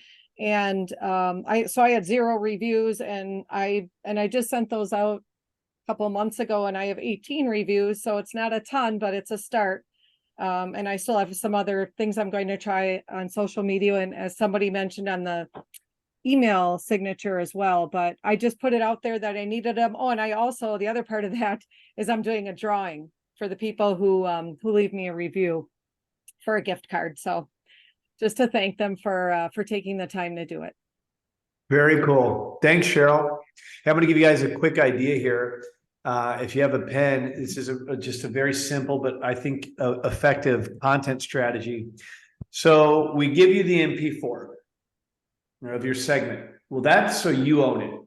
You can upload the MP4 to your YouTube. I don't care if you have 0 subscribers. That doesn't matter to us, guys. So now you've got your own YouTube channel and you uploaded there. Right now you got your segment there. Let's just call it a video. You're going to have your link. Go back to your email signature in your emails and adjust your email signature, your permanent signature, and put at a hyperlink as seen on the American Dream TV, and put whatever else credentials that you have put on. Click here to see the American Dream TV episodes. All right, so now every time you send an email, you are putting out the fact that you're on a TV show, and someone can click and go back to your YouTube. Okay, so now you've created a pathway to follow you on YouTube. Shannon Gillette shared that she subscribes to TubeBuddy.com. TubeBuddy.com. I really don't know that much about it, but I know that she gets a lot of leads from it, and they're boosting her up. She said earlier, she's like #1 on Google for something because of it. So you take your segment, you upload it to YouTube. Subscribe to TubeBuddy, it'll help elevate it. It's in your email signature now. So every time you send an email, someone can click there. All right. Well, now you could always you're doing a show every other month. If you want to upgrade to the monthly model, you know how to reach out and do that. We talked about that earlier. Whether you're doing it every other month or monthly model. Well, there's time in between. If it's a monthly model, it's every month. If it's every other month, well, it's every 2 months. Well, don't rely on that for your only content on YouTube. Now, when you're out, let's just say today you're out having a happy hour at a spot that you love. And so for me, I live in Encinitas. My wife and I, we have a golf cart. We drive down, we go grab margaritas from a place called DXT. We can pull out our iPhone and just say something to the effect of, if you're in Encinitas and you're walking down the 101, you're going to see cool shops, an amazing social scene. You'll see yoga studios and healthy spots. But if you're up for a happy hour, this place, DXT, it's owned by a guy named Jimmy Langley. He's a great guy. They have the most amazing menu of food and what I think is the best margarita in all of Southern California. If you love Encinitas and you love happy hours like we do, we encourage you to check out DXT. It's an iPhone video and it's free. Upload it to YouTube. A couple days later, maybe I'm having coffee at my favorite coffee shop. This coffee shop is known for X, Y, and Z. If you just made a habit of doing that, it's easy. You're sharing the stories of others. But every time you send an email and someone clicks to see what is that, and they see your episode, now they're going to see a library of content. It's like, oh, wow, she knows Encinitas. He knows Encinitas. He lives there, works there, plays there. That's becoming the digital mayor of your market. By the way, You take that YouTube link, it's a link, and you share it to Facebook. Hey, friends and family. I've been doing a lot of lifestyle content on YouTube. As you know, I host a show. A lot of my segments are there. I just wanted to put a note out here to my Facebook friends that if you'd like to subscribe to my YouTube page, you're going to see why I love San Diego. These aren't complicated things, but if you do them consistently, you can have fun doing them. And over time, it will snowball. So just a little strategy that I've seen work. So I don't know. I don't care if we go down to the last 3 people. I feel like I owe it to you for all that you do with us. You spend money with us. I'm happy to continue hearing from you. Also, if you have any questions, I want to make sure that, guys, look, I love this thing. I'm obviously passionate about it, but I don't ever want to be a rah-rah guy for it. I don't ever want to come on here and say, well, look at all these successes. That doesn't mean there's not challenges. That doesn't mean there's not struggles. That doesn't mean we don't have agents that quit from time to time. So if there's things that you're not understanding, feel free to ask. We can answer them or direct you. So whether it's a question, a strategy, a success, if there's anything that anybody else would like to share, I'm happy to continue to open it up. And if not, then we got to wrap up at some point. So anything else from anybody?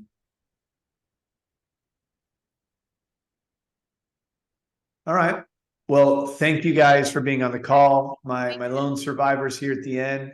Can we do a copy of the chat so that way we can click on everybody's links?